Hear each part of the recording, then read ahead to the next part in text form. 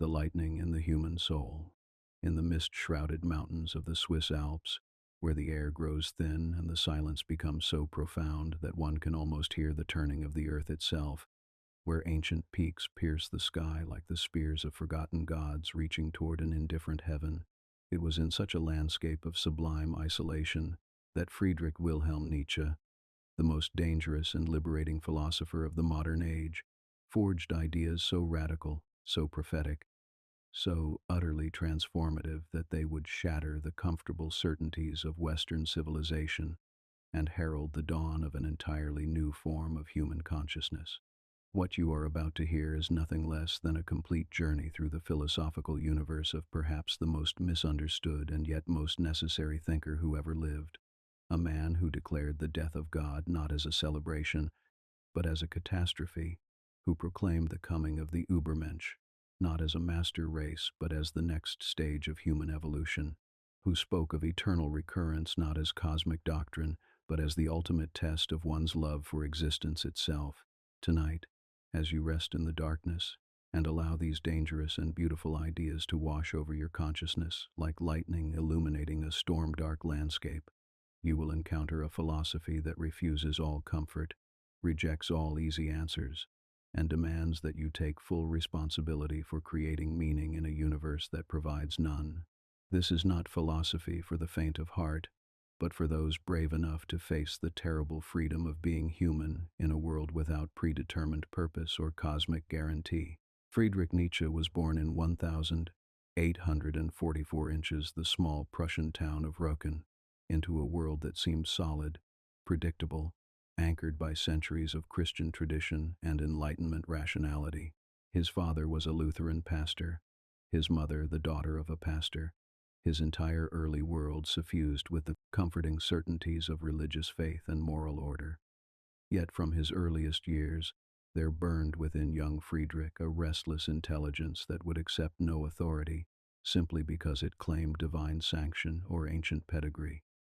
The boy who would grow up to proclaim himself a disciple of the philosopher Dionysus and sign his letters, the Antichrist, was paradoxically raised in an atmosphere of pious devotion and scholarly discipline. But it was precisely this intimate familiarity with Christian culture that would later enable him to diagnose its psychological mechanisms with such devastating precision. You cannot destroy what you do not understand, and Nietzsche understood Christianity from the inside, with the clarity that comes only from having once believed completely and then witnessed that belief crumble under the weight of honest investigation. The death of his father when Friedrich was only 4 years old planted early seeds of the preoccupation with mortality, meaninglessness, and the absence of paternal authority that would haunt his entire philosophical career. In a world where God the Father was supposed to provide ultimate meaning and protection, the sudden removal of his earthly father created a psychological wound that would never fully heal, but that would become the source of some of the most profound insights into the human condition ever articulated. By the age of 24, Nietzsche had already achieved the extraordinary distinction of being appointed professor of classical philology at the University of Basel, making him one of the youngest professors in Europe. His early scholarly work on ancient Greek culture, particularly his revolutionary analysis of the origins of tragedy, would lay the groundwork for everything that followed. But even in these academic writings, there was something different about Nietzsche's approach, a psychological penetration, an artistic sensibility, a willingness to follow ideas to their most uncomfortable conclusions that set him apart from his more cautious colleagues. It was his encounter with the philosophy of Arthur Schopenhauer that first awakened Nietzsche to the possibility that traditional philosophical and religious answers to the deepest questions of existence might be not merely inadequate but actively harmful to human flourishing. Schopenhauer's pessimistic vision of life as fundamentally characterized by suffering, and his recommendation of aesthetic contemplation and ascetic withdrawal as the only escape from the tyranny of the will, spoke to something deep in Nietzsche's nature. But where Schopenhauer saw only darkness and the need for escape, Nietzsche would eventually discover the possibility of affirmation, of saying yes to life, even in full knowledge of its tragic character. This transformation from Schopenhauerian pessimism to what he would later call pessimism of strength represents one of the most important developments in modern philosophy, the recognition that the honest confrontation with meaninglessness and suffering need not lead to despair but can become the foundation for an entirely new form of human greatness. The friendship with Richard Wagner that dominated Nietzsche's early adult years both inspired and eventually repelled him, as he came to see in the great composer's artistic vision the same escape from reality that he had rejected. In Schopenhauer's philosophy, Wagner's myth-making, his appeal to Germanic nationalism, his construction of elaborate artistic worlds designed to provide meaning and transcendence, all of this came to represent for Nietzsche a sophisticated form of decadence, a refusal to face honestly the conditions of modern existence. The break with Wagner was more than personal. It was philosophical and spiritual. Nietzsche realized that he could not build his own thought on the foundation of anyone else's vision. No matter how magnificent, he would have to begin from scratch, with no authority but his own experience, no guide but his own intelligence, no support but his own courage to think thoughts that no one had dared to think before. This isolation was both chosen and imposed. As Nietzsche's ideas became more radical and more challenging to conventional morality and religion, he found himself increasingly cut off from academic respectability and social acceptance. His health, always fragile, began to deteriorate under the psychological pressure of his intellectual independence.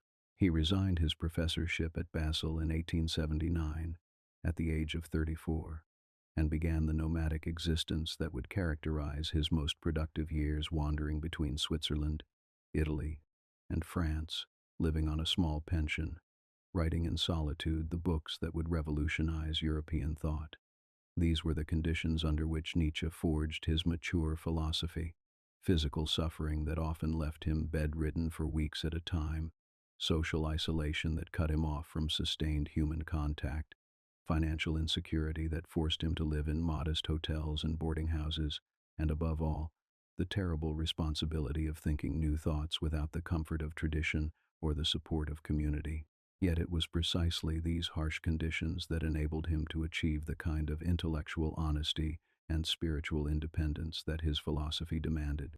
The books that emerged from this period of creative solitude: Human, All Too Human, The Gay Science, Thus Spoke Zarathustra, Beyond Good and Evil, On the Genealogy of Morals, The Antichrist, Ecce Homo, represent one of the most sustained and systematic attempts in the history of philosophy to think through the implications of living in a world without God, without absolute moral truths, without predetermined meaning or purpose. But Nietzsche was not content merely to diagnose the crisis of values that he saw overtaking European civilization. He was determined to point the way toward what might come after, toward new forms of human excellence, new sources of meaning, new ways of living that could affirm existence even in full knowledge of its tragic and uncertain character. This is what makes his philosophy so dangerous and so necessary.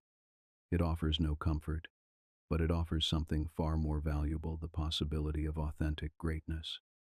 Tonight, we will journey through 7 great territories of Nietzschean thought, each one building upon the others to create a complete map of what he called the revaluation of all values.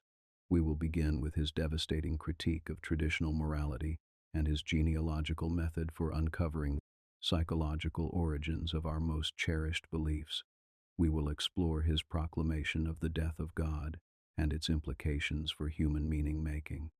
We will examine his vision of the Übermensch, not as a political program but as a psychological and spiritual ideal that points toward the next stage of human development. We will investigate his doctrine of eternal recurrence, perhaps the most profound and challenging idea in all of philosophy. We will explore his understanding of the will to power as the fundamental drive of all existence, his critique of nihilism and his prescription for overcoming it, and finally his vision of Amor, Fati, the love of fate that enables the highest form of human affirmation. These ideas are not merely theoretical constructions but practical philosophies for living, ways of thinking and being that can transform your relationship to suffering, to uncertainty, to the fact of your own mortality. They demand everything of you: your intellectual honesty, your emotional courage, your willingness to create your own values rather than inheriting them from others. But they offer in return something that no other philosophy can provide: the terrible and wonderful freedom of being truly human. As you prepare to enter this landscape of ideas, remember that Nietzsche wrote not for passive readers but for active participants in the great work of human self-creation. His philosophy is not something to be contemplated from a safe distance, but something to be lived, tested, embodied in the choices you make and the person you become. The questions he raises: how shall we live without God? How shall we create meaning without absolute truth? How shall we achieve greatness without predetermined purpose? Are not merely historical curiosities, but the essential challenges facing anyone who chooses to live consciously in the modern world. So settle into the darkness and prepare to encounter ideas that will challenge everything you think you know about good and evil, truth and falsehood, meaning and meaninglessness. Let your mind wander through these philosophical territories as Nietzsche himself wandered through the mountains of Switzerland alone, free, responsible for every step of the journey, and capable of discoveries that can change not just how you think but who you are. The lightning is about to strike. The old world is about to end. The new world is about to begin. Part 1. The Genealogy of Morals. Unmasking the Origins of Good and Evil. In the suffocating moral atmosphere of 19th century Europe, where the ancient distinction between good and evil seemed as solid and eternal as the mountains themselves, where priests and philosophers spoke with unwavering certainty about the divine origin of moral law, where the very suggestion that human values might be historical artifacts rather than cosmic truths was tantamount to blasphemy, into this world of comfortable moral certainties stepped Friedrich Nietzsche with a question so simple and yet so devastating that it would shake the foundations of Western ethics. Under what conditions did man invent the value judgments good and evil, and what value do they themselves have? This inquiry would become the cornerstone of Nietzsche's revolutionary approach to moral philosophy, the genealogical method that sought to uncover not what values we should hold, but why we hold the values we do, where they came from, what psychological needs they serve, and what their historical consequences have been. This was philosophy practiced not as abstract reasoning, but as psychology, archaeology, and detective work rolled into one, aimed at exposing the all-too-human origins of what claimed to be divine commandments. The genius of Nietzsche's genealogical approach lies in its recognition that moral systems are not discovered but created, not eternal truths but historical developments that can be traced, analyzed, and ultimately evaluated according to their effects on human flourishing. By investigating the conditions under which particular moral values arose, we can understand what kinds of human beings they were designed to serve and what kinds of life they make possible or impossible. Nietzsche begins his genealogical investigation with what he considers the most fundamental distinction in moral thinking: the difference between what he calls master morality and slave morality. This distinction does not refer to political or economic relationships, though these may be involved, but to fundamentally different orientations toward life, power, and value creation that can exist within the same individual as well as between different groups. Master morality, according to Nietzsche's analysis, emerges from a position of strength, confidence, and self-affirmation. Those who embody this moral orientation create values spontaneously from their own experience of what enhances life, promotes excellence, and enables flourishing. They call good whatever expresses nobility, strength, beauty, pride, and self-determination. They call bad, not evil, whatever appears weak, ugly, common, or life-diminishing. The crucial point about master morality is that it is creative rather than reactive. The masters do not define themselves in opposition to others, but establish values based on their own positive experience of what makes life worth living. Their morality emerges from abundance rather than scarcity, from confidence rather than resentment, from the desire to enhance life rather than to escape from it. Slave morality, by contrast, emerges from a position of weakness, suffering, and resentment against those who possess what the slaves lack. Unable to compete with the masters on the master's own terms, the slaves perform what Nietzsche calls a revaluation of values. They declare that what the masters call good is actually evil, and what the masters despise as weak or pathetic is actually the highest form of virtue. Thus, the slaves call evil everything that the masters value: strength, pride, self-assertion, the enjoyment of power and beauty and excellence. They call good everything that serves to constrain, guilt, and diminish the masters: humility, self-sacrifice, pity, equality, the denial of natural hierarchies. The slaves create a morality designed not to enhance life, but to make their own suffering seem virtuous and the master's advantages seem sinful. This slave revolt in morality represents, in Nietzsche's analysis, one of the most momentous events in human history. It was primarily carried out, he argues, by the Jewish priesthood, and later by early Christianity, which transformed a localized ethnic resentment into a universal moral system that would eventually conquer the entire Western world. The psychological mechanism at work in this moral revolution is what Nietzsche calls ressentiment, a deep, abiding resentment that cannot express itself directly in action and therefore turns inward, becoming creative in a negative sense. Unable to change their external circumstances, the slaves change the moral framework within which those circumstances are interpreted. If they cannot become powerful, they make power sinful. Life, they make enjoyment corruption. But Nietzsche's analysis goes deeper than this historical account suggests. He recognizes that the slave revolt in morality was not simply a political strategy, but responded to genuine psychological and spiritual needs. Life is indeed filled with suffering, uncertainty, and apparent meaninglessness. The human need for meaning and consolation is real and urgent. Slave morality provides these things, albeit at a tremendous cost to human potential and creativity. Christianity, in Nietzsche's genealogy, represents the most sophisticated and successful form of slave morality ever devised.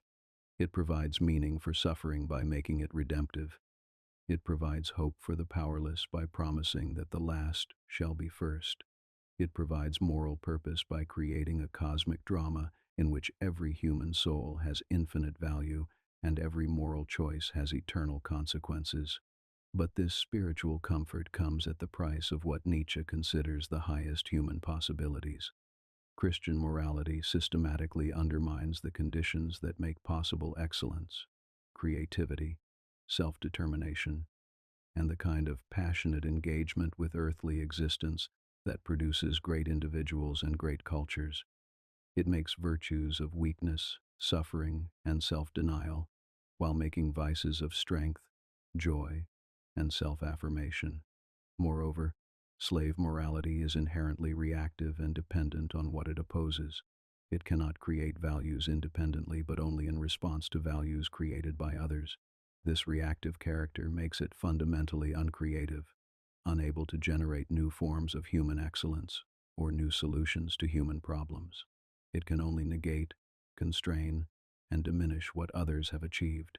Nietzsche's genealogical analysis reveals that our most cherished moral concepts, good and evil, sin and virtue, justice and mercy, are not discoveries about the nature of reality, but human creations serving particular psychological and social functions. This recognition is simultaneously liberating and terrifying. Liberating because it frees us from the tyranny of inherited values that may no longer serve human flourishing. Terrifying because it places upon us the responsibility for creating our own values without guidance from any higher authority. The implications of this genealogical approach extend far beyond academic philosophy. If morality is indeed human creation rather than divine discovery, then we must evaluate moral systems according to their effects on human life, rather than their correspondence to absolute truth.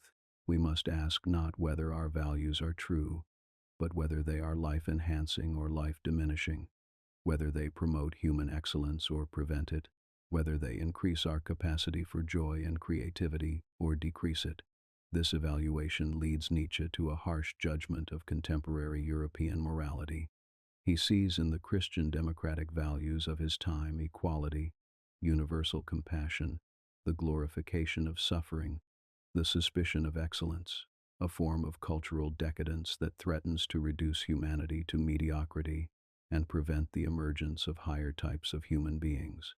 But Nietzsche's critique of slave morality is not a simple endorsement of master morality in its historical forms. He recognizes that the ancient master classes often embodied a naive and unreflective confidence that cannot be recovered once one has thought through the genealogical critique. The innocence of pre-Christian warrior aristocracies is lost forever. Any future form of master morality must incorporate the psychological sophistication that slave morality has achieved while rejecting its life-denying implications. This is why Nietzsche speaks not of returning to ancient values, but of creating new ones, values that can affirm life and promote excellence, while acknowledging the insights that slave morality has provided about human psychology and the genuine needs that it addresses. The goal is not to go backward, but to go forward, beyond both master and slave morality towards something unprecedented in human history. The genealogical method also reveals the contingency of moral concepts that seem natural and inevitable.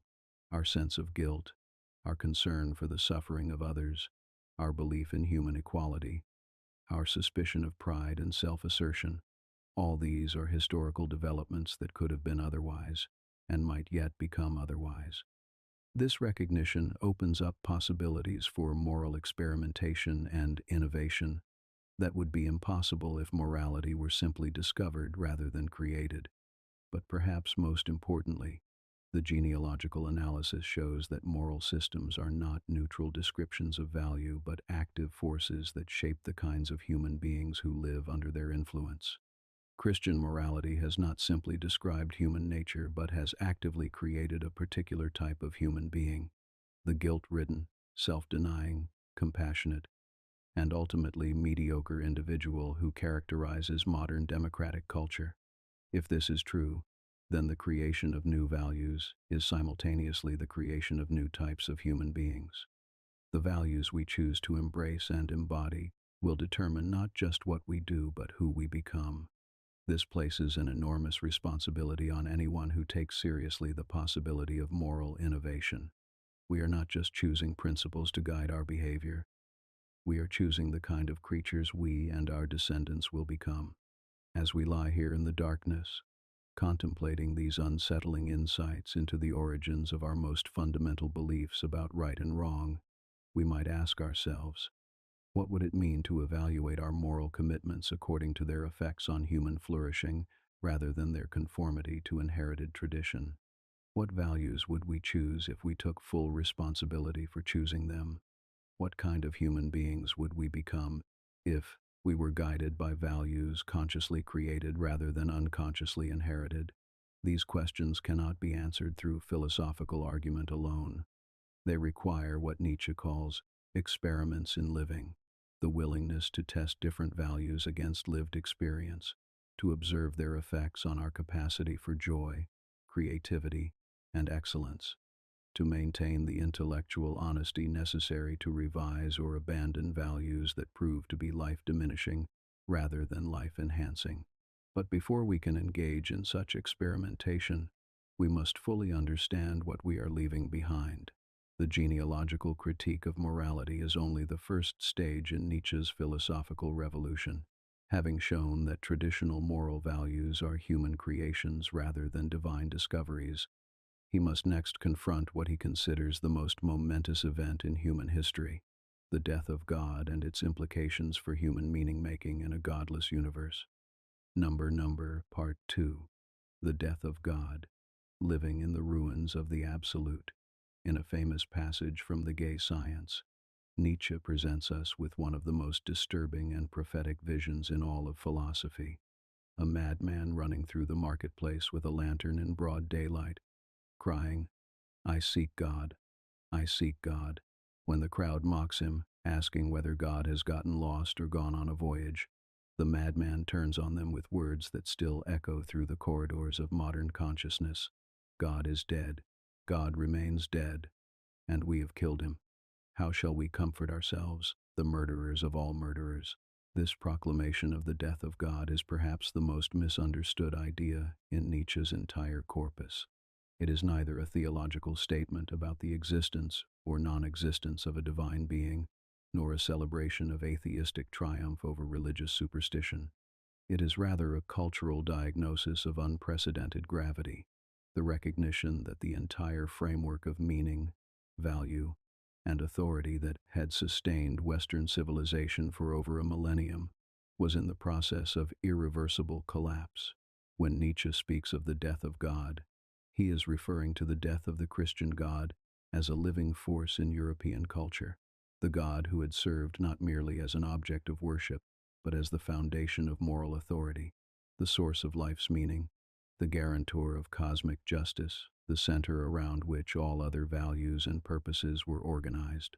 This God had provided what Nietzsche calls the highest values: absolute truth, objective morality, ultimate purpose, eternal significance for human life.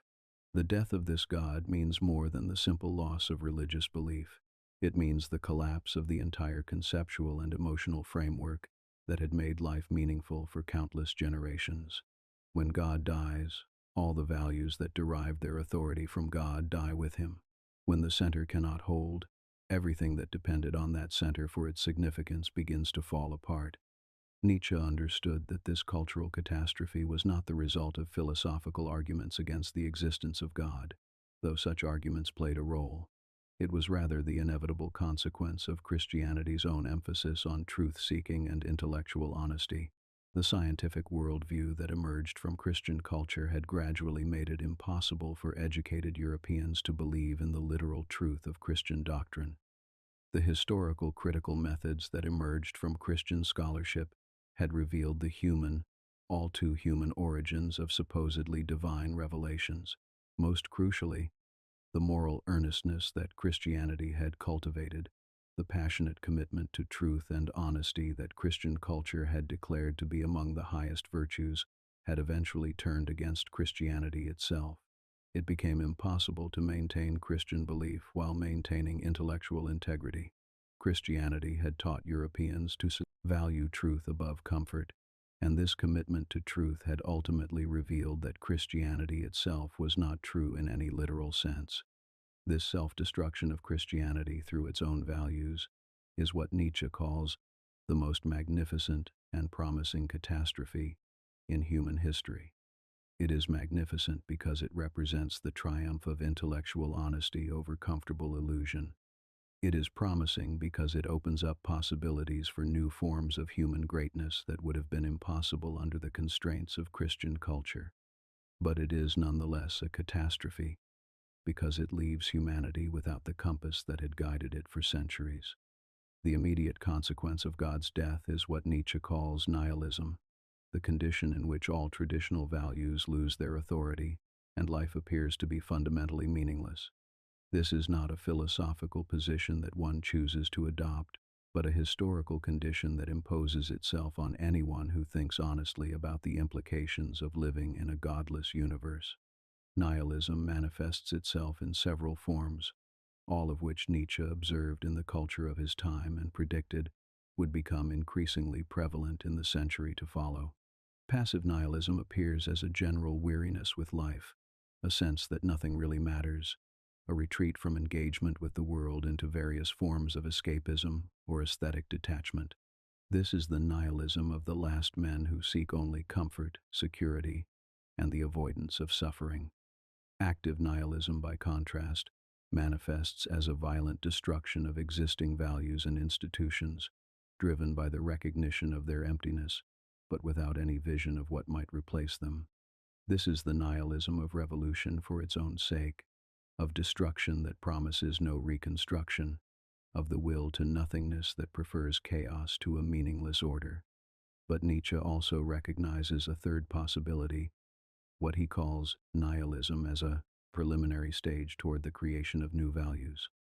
This is nihilism that understands its own transitional character, that experiences the collapse of old meanings not as final defeat but as the necessary clearing of ground for new construction.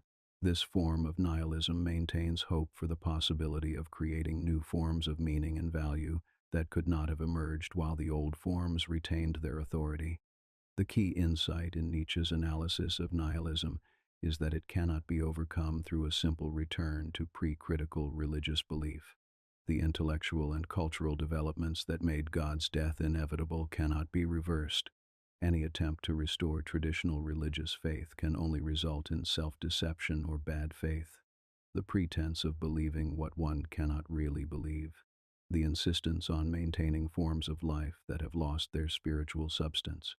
Nor can nihilism be overcome through secular substitutes for religion that attempt to provide the same comfort and security that God once provided.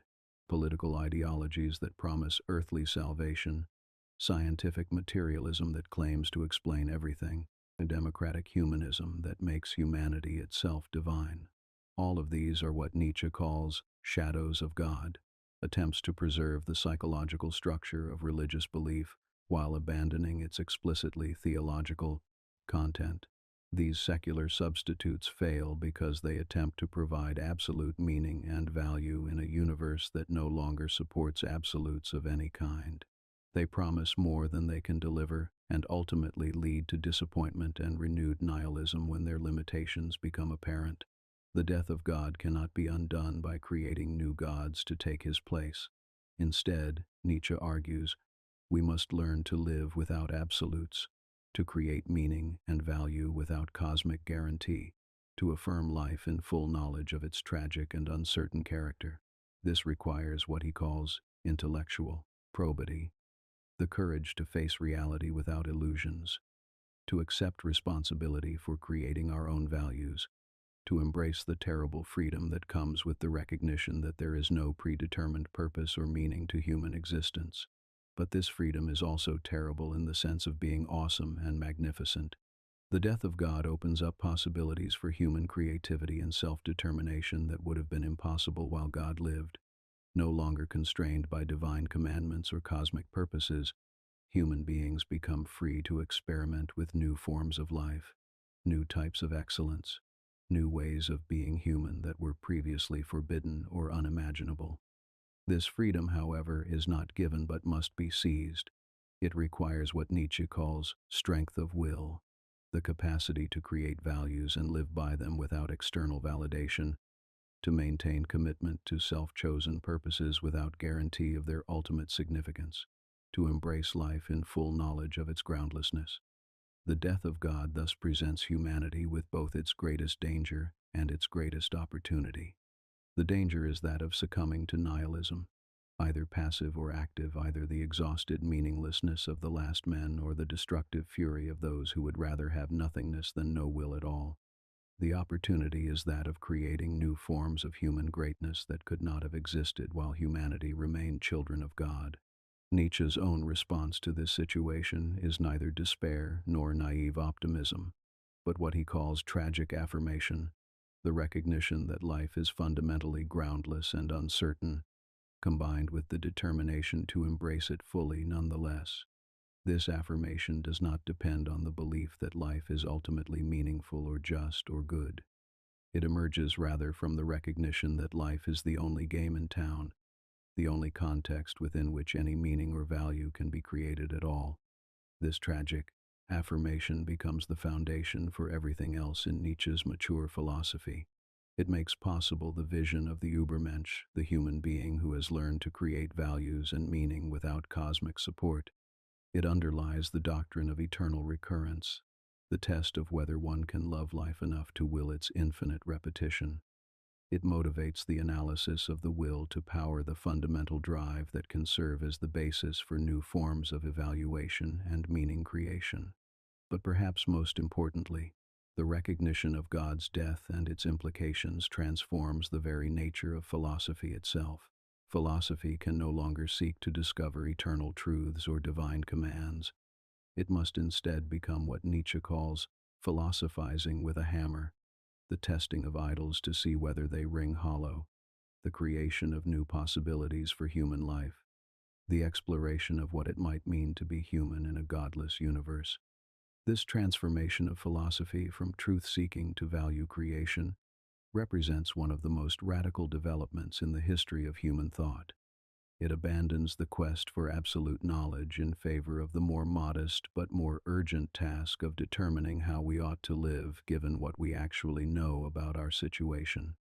It replaces the philosopher as discoverer of eternal truths with the philosopher as cultural physician, diagnosing the spiritual illnesses of the age and prescribing remedies that might enable new forms of human flourishing. As we rest here in the darkness, contemplating this vision of a godless universe in which human beings must create their own meaning and value, we might ask ourselves, what would it mean to live with full acceptance of this responsibility? How would we choose to live if we truly believed that there is no cosmic purpose to fulfill, no divine judgment to fear, no eternal reward to seek? What values would we create if we took seriously the freedom that comes with the death of God? These questions cannot be answered in the abstract. They require what Nietzsche calls experiments in living, the willingness to test different possibilities for creating meaning and value, to observe the results of these experiments on our capacity for joy and creativity and excellence, to maintain the intellectual honesty necessary to abandon experiments that fail and to pursue those that succeed. But such experiments require more than individual effort. They require what Nietzsche envisions as entirely new types of human beings, beings capable of living without the psychological crutches that traditional culture provided, beings strong enough to create their own values and live by them without external validation. It is to this vision of humanity's next stage of development that we now turn as we explore Nietzsche's most famous and most misunderstood concept, the Übermensch. Part 3. The Übermensch, Beyond Good and Evil.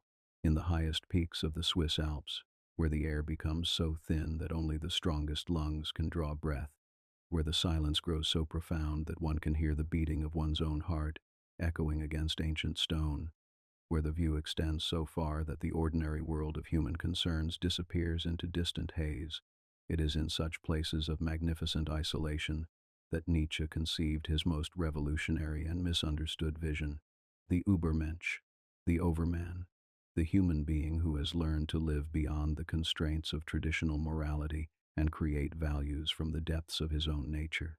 This concept, perhaps more than any other in Nietzsche's philosophy, has been subjected to countless misinterpretations, political appropriations, and willful distortions that have obscured its true radical significance. The Übermensch is not a master race, not a political program, not a call for the domination of the weak by the strong. It is rather Nietzsche's vision of what human beings might become once they have fully accepted the implications of God's death and learned to create meaning and value without external authority or cosmic guarantee. The Übermensch represents a psychological and spiritual transformation so profound that it constitutes a new stage in human evolution, not biological evolution, but the evolution of consciousness, values, and ways of being human, where ordinary human beings remain trapped within inherited moral systems that they neither created nor truly understand. The Übermensch has achieved the freedom and strength necessary to create his own values based on his own experience of what enhances life and promotes excellence. To understand what Nietzsche means by the Übermensch, we must first understand what he means by the human types that the Übermensch is destined to supersede.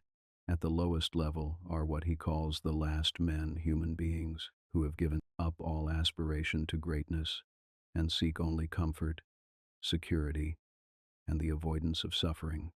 These are the people who blink at any suggestion that life might contain possibilities worth striving for, who have reduced existence to the pursuit of pleasure and the avoidance of pain, who measure all value in terms of utility and happiness. The last men represent the logical endpoint of democratic and Christian values taken to their extreme. Having been taught that all human beings are equal, they have concluded that none are exceptional. Having been taught that suffering is evil, they have organized their lives around its avoidance. Having been taught that humility is virtue, they have abandoned all pride in human achievement. Having been taught that this world is merely a testing ground for the next, they have lost all passion for earthly excellence. Above the last men, but still trapped within the framework of inherited morality, are what we might call the moral men, those who take seriously the traditional distinctions between good and evil, and organize their lives around conformity to moral rules they believe to be absolute and eternal.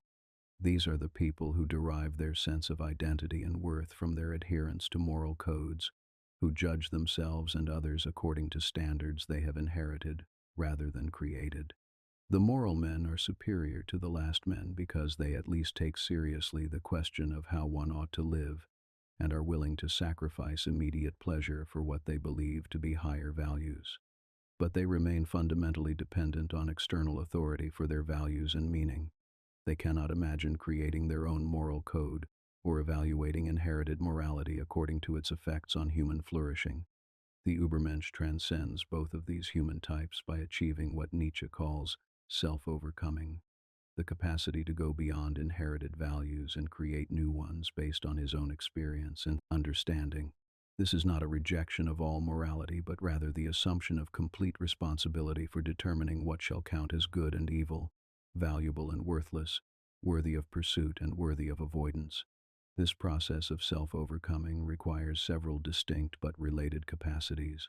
First, it requires intellectual independence, the courage to think one's own thoughts rather than accepting inherited beliefs simply because they are traditional or socially approved. The Übermensch must be willing to question everything, to follow his reasoning wherever it leads, to accept conclusions that may be uncomfortable or isolating. Second, it requires emotional independence, the strength to derive one's sense of worth and identity from internal rather than external sources. The Übermensch cannot depend on social approval, religious consolation, or philosophical systems for his self-understanding. He must be able to stand alone, to bear the weight of his own existence without external support.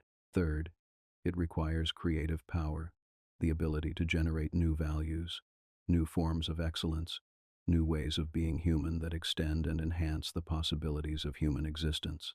The Übermensch is not merely critical or destructive, but fundamentally creative, bringing into being forms of life that did not exist before. Fourth, it requires what Nietzsche calls hardness toward oneself, the willingness to subject oneself to the discipline necessary for genuine excellence, to make demands on oneself that go far beyond what social convention requires, to pursue perfection in one's chosen domain regardless of the cost in comfort or security. But perhaps most importantly, the Übermensch requires the capacity for what Nietzsche calls love of fate, or Amor Fati, the ability to affirm life completely, including its suffering, uncertainty, and tragic character. This is not mere resignation or passive acceptance, but active embrace of existence in all its dimensions, the willingness to say yes to life, even knowing that it contains no ultimate meaning or cosmic justification. This Amor Fati becomes the foundation for all the Übermensch's value creation. Because he loves existence as it is, he does not need to imagine it as other than it is in order to find it worthwhile. Because he accepts the tragic character of life, he does not need to believe in cosmic justice or ultimate meaning in order to commit himself passionately to earthly projects.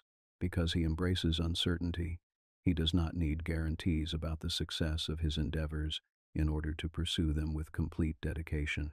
The values that the Übermensch creates emerge from this fundamental affirmation of life combined with his own experience of what enhances and diminishes human possibility. These values cannot be prescribed in advance because they must emerge from the unique perspective and circumstances of each individual who achieves Übermensch status. What can be said is that these values will be life-affirming rather than life-denying, creative rather than merely critical, aristocratic rather than democratic, in their recognition that human beings are not equal in their capacities or achievements. The Übermensch thus represents Nietzsche's answer to the nihilism that follows from the death of God, where passive nihilism leads to meaninglessness and despair, and active nihilism leads to destruction without reconstruction. The Übermensch represents creative nihilism, the use of the freedom that comes from the collapse of inherited values to create new forms of meaning and excellence. But Nietzsche is careful to emphasize that the Übermensch is not a goal that can be achieved through following a prescribed method or program.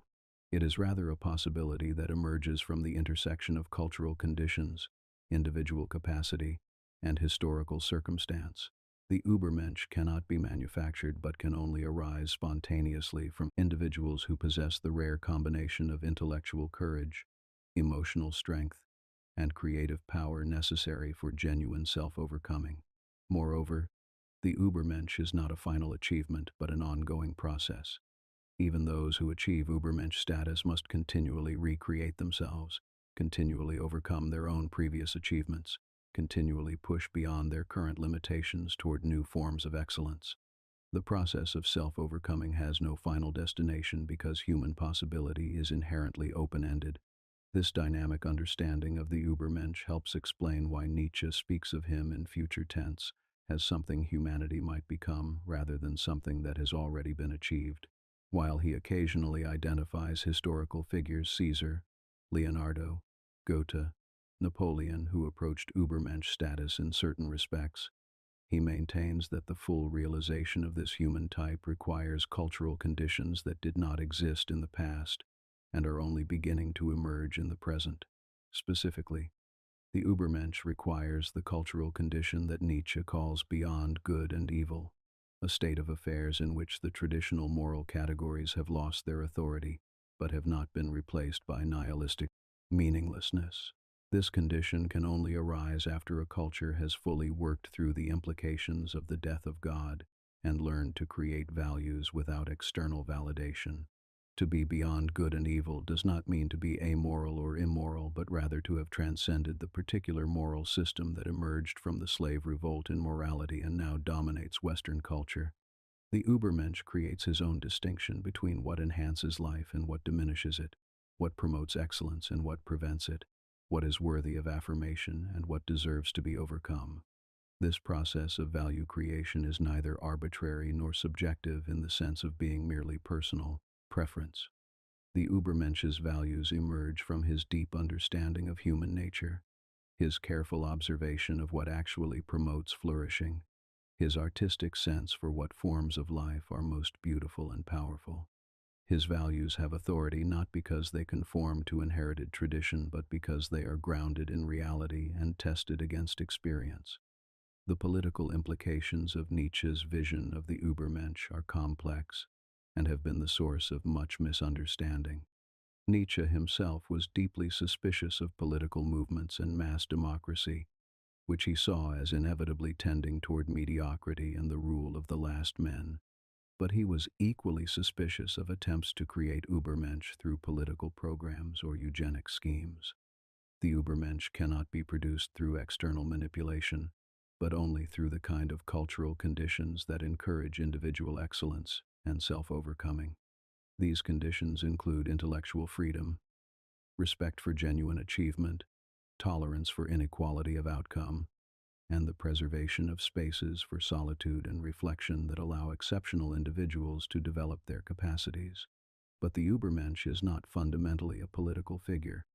His primary concern is not with ruling others but with ruling himself, not with imposing his values on society but with realizing his own highest possibilities. He may influence culture through his example and his creations, but he does not seek power over others as an end in itself. This brings us to one of the most important aspects of Nietzsche's vision, the Übermensch's relationship to others. Far from being indifferent to human suffering or committed to the exploitation of the weak, the Übermensch embodies a higher form of compassion that seeks to elevate humanity rather than merely comforting it.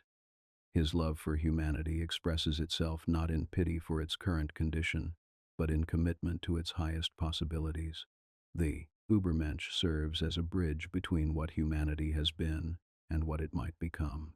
By demonstrating new possibilities for human excellence, he shows others what they might achieve if they too had the courage to overcome inherited limitations. By creating new values, he provides resources that others can adapt to their own circumstances and capacities. But this influence cannot be coercive.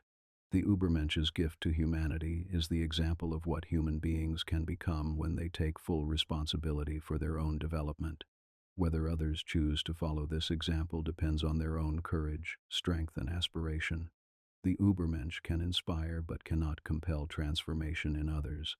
As we rest here in the darkness contemplating this vision of human possibility that stretches far beyond our current limitations, we might ask ourselves, what would it mean to take complete responsibility for our own values? What kinds of excellence might we pursue if we were freed from the need for social approval? What forms of life might we create if we had the courage to experiment beyond inherited moral constraints?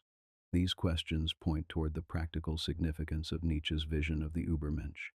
Even if we cannot ourselves achieve this full transformation, we can use the ideal as a guide for our own development. We can practice intellectual independence by questioning inherited beliefs. We can develop emotional independence by learning to derive our worth from internal rather than external sources. We can cultivate creative power by pursuing excellence in our chosen domains. We can embrace our fate rather than resenting our circumstances. But the vision of the Übermensch raises a troubling question.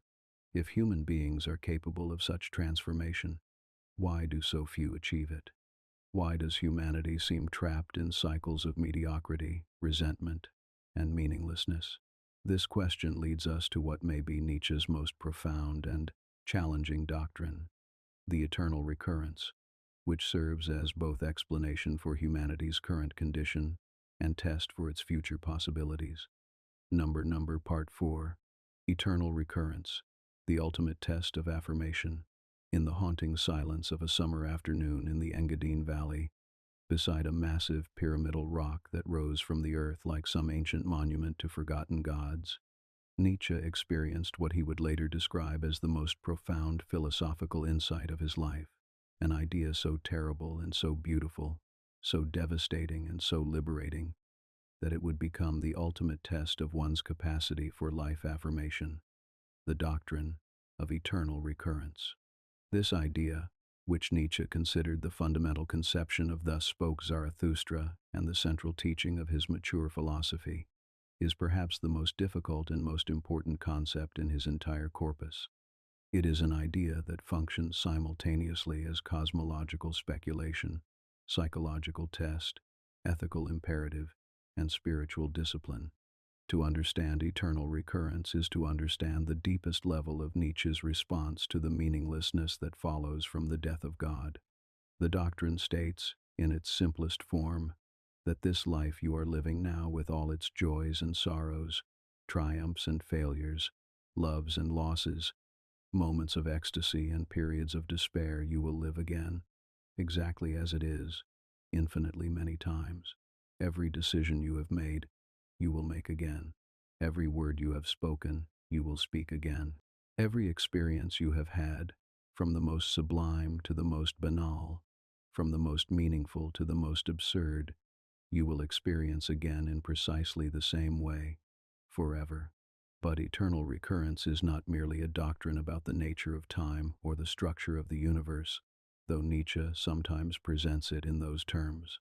It is fundamentally a test of one's relationship to existence, a way of determining whether one truly loves life or merely endures it, whether one can embrace existence without reservation or only accepts it conditionally, hoping for something better in the future or elsewhere. The test works by eliminating all the consolations that usually make life bearable for most people. If this life recurs eternally, then there is no progress toward a better future, no ultimate redemption of present suffering, no final resolution of life's contradictions and tragedies. There is no heaven to compensate for earthly pain, no evolutionary development toward higher forms of existence, no historical progress toward perfect justice or universal happiness.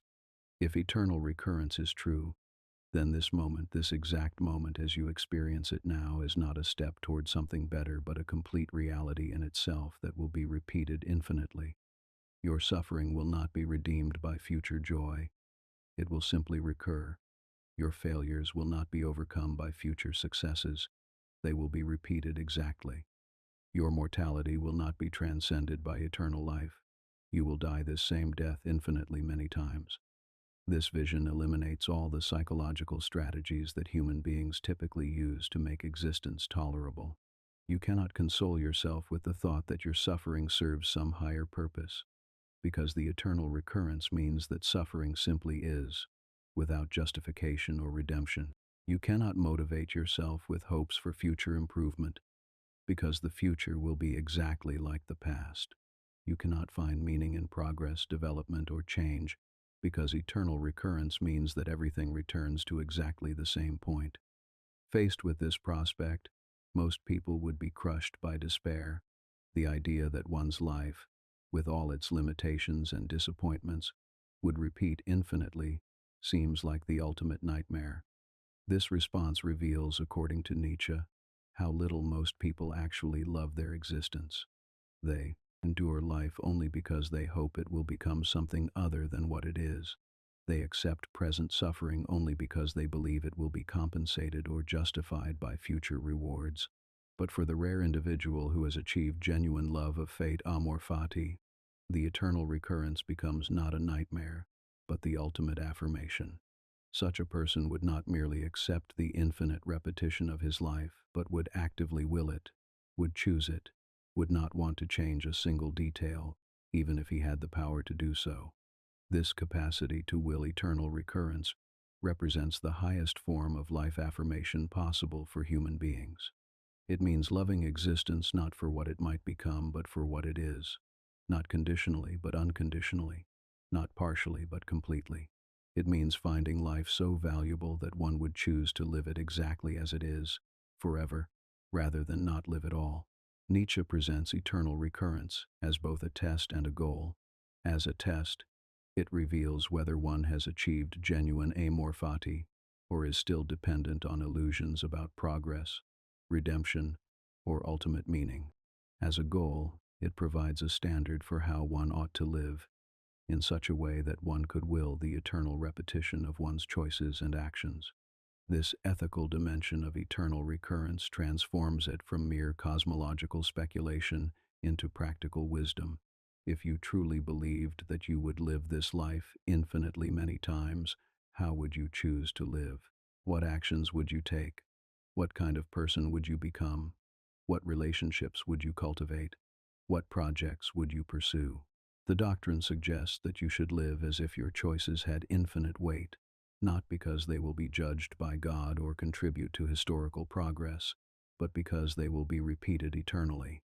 Every moment becomes infinitely significant, not because it serves some higher purpose, but because it is exactly what it is, infinitely, many times.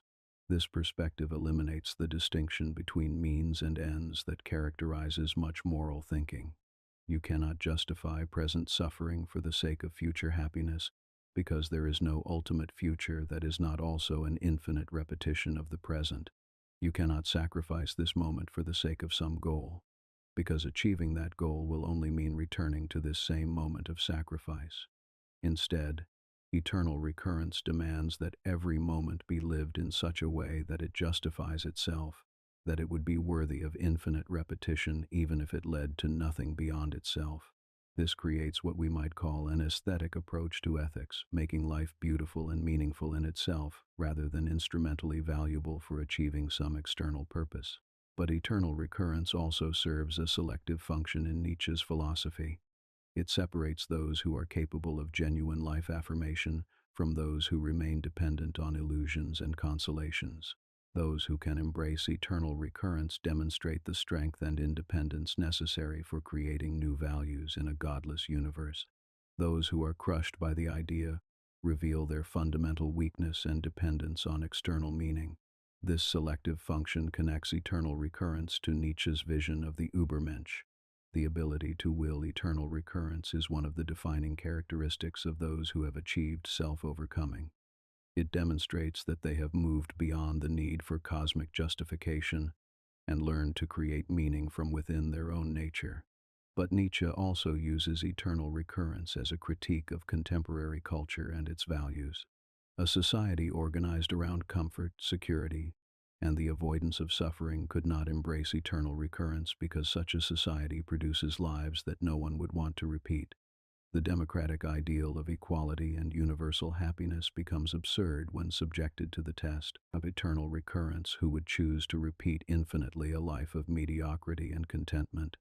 Similarly, the Christian emphasis on this world as preparation for the next becomes meaningless if this world recurs eternally. The slave morality values of humility, self-sacrifice, and pity lose their justification if there is no ultimate compensation for present suffering. Only values that can justify themselves in the immediate experience of living could survive the test of eternal recurrence. This brings us to one of the most puzzling aspects of Nietzsche's presentation of eternal recurrence. He sometimes presents it as a cosmological truth about the nature of time, and sometimes as a regulative idea or thought experiment. This ambiguity may be deliberate, reflecting Nietzsche's understanding that the value of the doctrine lies not in its literal truth but in its psychological and ethical effects. Whether or not eternal recurrence is literally true, thinking seriously about it transforms one's relationship to existence. It forces one to confront the question of whether life is valuable in itself, or only instrumentally valuable for achieving something beyond itself. It eliminates the consolations that prevent most people from facing honestly the conditions of their existence. Moreover, eternal recurrence serves as a kind of philosophical therapy for those who have been crushed by the recognition of life's apparent meaninglessness. Instead of seeking meaning outside existence, it suggests finding meaning within existence by learning to love it completely. Instead of hoping for redemption of suffering, it suggests transforming one's relationship to suffering so that even suffering becomes acceptable if it is part of a life one would choose to repeat. This therapeutic dimension of eternal recurrence connects it to Nietzsche's broader project of overcoming nihilism. Nihilism arises from the gap between human need for meaning and the universe's apparent meaninglessness. Eternal recurrence closes this gap not by providing cosmic meaning but by eliminating the need for it. The person who can will eternal recurrence has achieved a form of self-sufficiency that makes external validation unnecessary. But perhaps the most profound implication of eternal recurrence is its revelation of time's ultimate significance. If each moment recurs infinitely, then each moment contains all of eternity within itself. This gives even the most apparently trivial experiences infinite weight and dignity. Nothing is merely preparatory for something else. Everything is complete in itself and worthy of infinite repetition. This eternal significance of the temporal connects eternal recurrence to Nietzsche's broader critique of otherworldly philosophies and religions. Instead of devaluing this world in favor of some other world, eternal recurrence makes this world so significant that it becomes worthy of infinite repetition. Instead of seeking escape from time into eternity, it makes time itself eternal.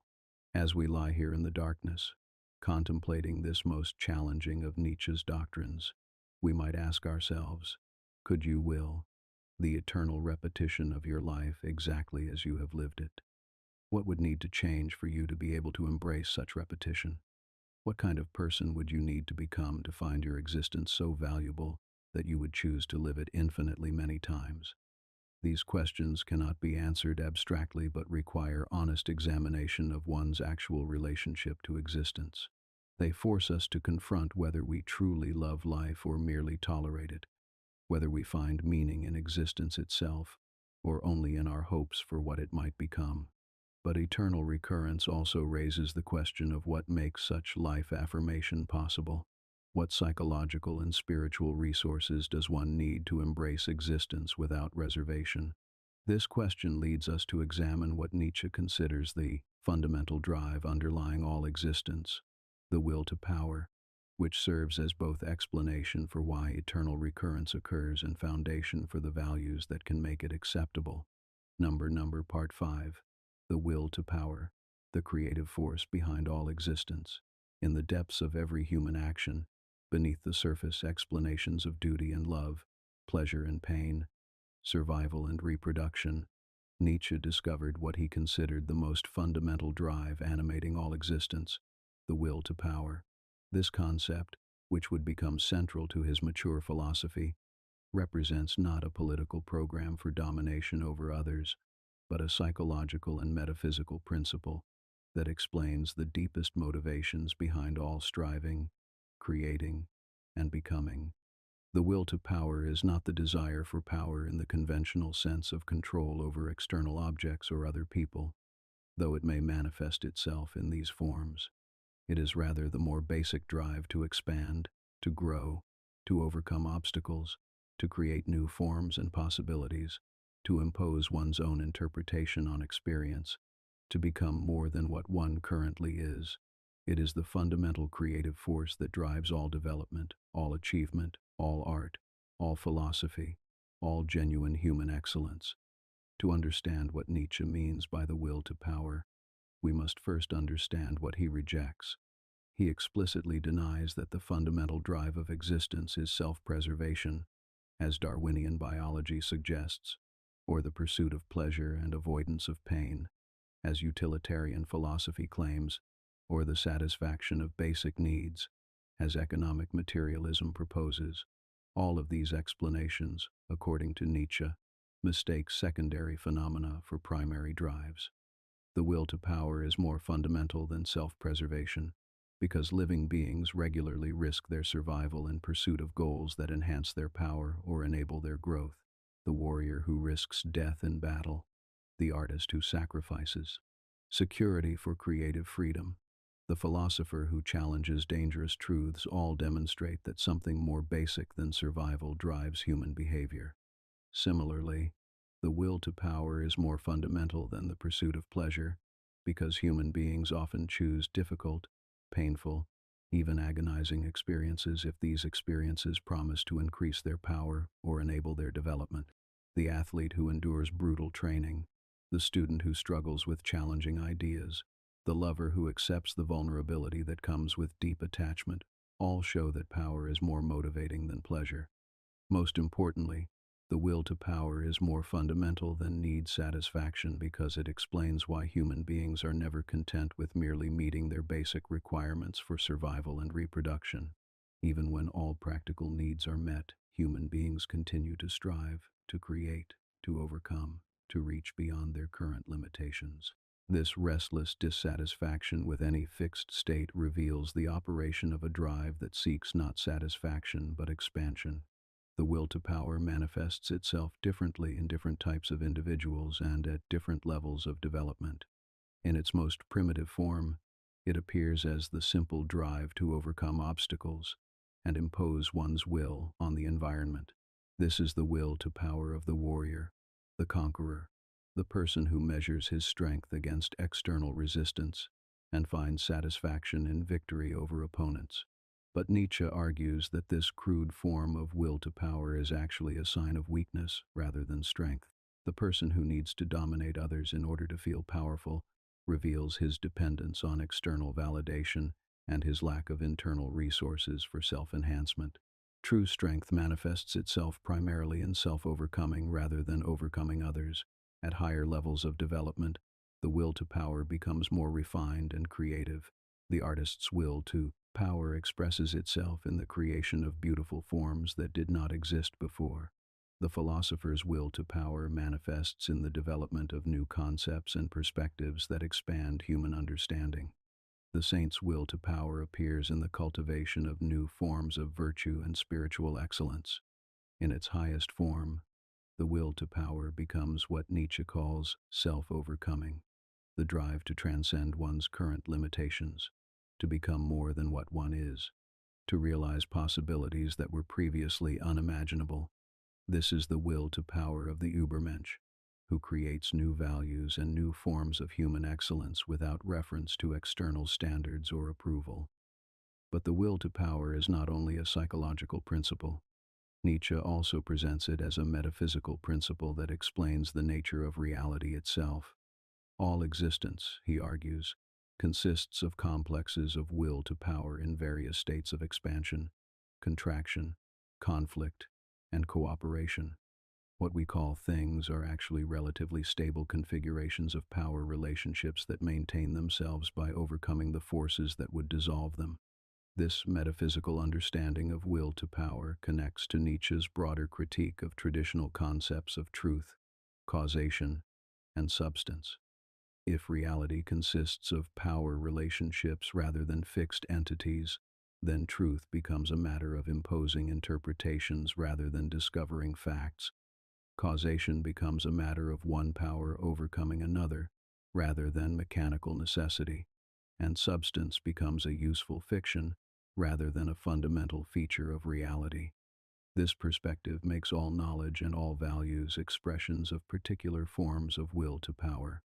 Scientific truth represents the will to power of the type of human being who finds satisfaction in prediction and control of natural phenomena. Moral values represent the will to power of the type of human being who needs to constrain and direct human behavior according to universal rules. Artistic beauty represents the will to power of the type of human being who creates new forms of sensual and spiritual satisfaction. But this does not make knowledge and values merely arbitrary or subjective.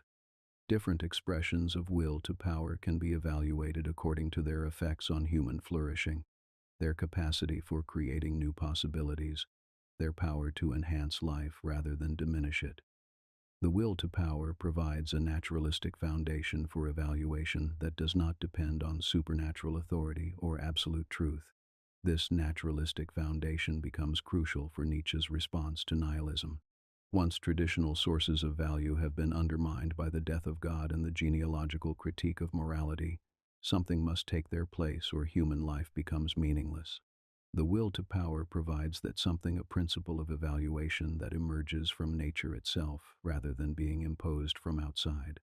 Values that enhance the will to power that promote growth, creativity, excellence, self-overcoming can be affirmed as life-promoting even in a godless universe. Values that diminish the will to power that promote stagnation, conformity, mediocrity, resentment, can be rejected as life-denying regardless of their traditional authority or social approval. This biological foundation for evaluation connects the will to power to Nietzsche's broader project of what he calls naturalizing human beings, understanding human life as part of nature, rather than as something set apart from or opposed to nature. Instead of seeing human culture as a escape from or victory over natural instincts, Nietzsche sees it as the highest expression of natural drives that have been refined and redirected rather than suppressed.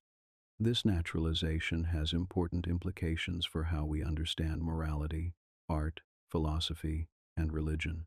All of these cultural achievements represent forms of will to power that have become sophisticated enough to create new possibilities for human experience. They are not oppositions to nature, but nature's own highest achievements, the ways that natural drives express themselves when they have been cultivated and disciplined rather than simply satisfied. But the will to power also explains why human beings are never permanently satisfied with any particular achievement or form of life, because the will to power is essentially a drive to overcome, to transcend, to become more than what one is. It cannot find lasting satisfaction in any fixed state. Every achievement immediately becomes a platform for further striving. Every satisfaction immediately reveals new possibilities for enhancement. This restless character of will to power explains both the greatness and the tragedy of human existence. It explains why human beings are capable of extraordinary achievements that far exceed what would be necessary for mere survival or reproduction. But it also explains why human beings can never find permanent peace or contentment, why every culture eventually becomes dissatisfied with its own achievements and seeks to transcend them. This dynamic understanding of will to power helps explain Nietzsche's complex relationship to his own cultural moment. He sees in modern European culture many expressions of will to power that he admires: scientific achievement, artistic innovation, philosophical sophistication, technological development, but he also sees signs of exhaustion and decadence that suggest that this particular form of culture is reaching its limits and preparing to transform itself into something new. The question that emerges from this analysis is whether the will to power that has driven European culture can overcome its own current limitations and create new forms of human excellence, or whether it will exhaust itself in nihilistic destruction or democratic mediocrity. This question cannot be answered in advance, but depends on whether individuals capable of creative will to power emerge to provide new directions for cultural development. This brings us back to the selective function that Nietzsche assigns to many of his ideas. The will to power, like eternal recurrence and the vision of the Übermensch, serves to separate those who are capable of genuine creativity and self-overcoming from those who remain trapped within inherited forms of life. Only those whose will to power is strong enough to create new values and new possibilities can contribute to humanity's continued development. But Nietzsche also recognizes that the will to power can express itself in destructive as well as creative forms. The will to power that seeks only to tear down existing values without creating new ones leads to nihilistic destruction. The will to power that seeks only to dominate others rather than to overcome oneself leads to tyranny and oppression. The will to power that seeks only immediate satisfaction rather than long-term enhancement leads to hedonistic decadence. The challenge is to cultivate forms of will to power that are genuinely creative and life-enhancing rather than merely destructive or self-indulgent. This requires what Nietzsche calls spiritual discipline, the ability to direct one's drives toward long-term goals that promote genuine excellence rather than immediate gratification. As we rest here in the darkness, contemplating this vision of existence as fundamentally driven by the creative and self-overcoming impulse that Nietzsche calls will to power, we might ask ourselves, how does this drive manifest itself in our own lives? What are we trying to overcome? What are we trying to create? What forms of power are we seeking? And are these forms genuinely life-enhancing or merely ego-gratifying? These questions point toward the practical significance of understanding the will to power. If Nietzsche is correct that this drive underlies all human striving, then understanding it clearly can help us direct our energies more effectively toward goals that genuinely promote our development, rather than merely satisfying our immediate desires or conforming to social expectations.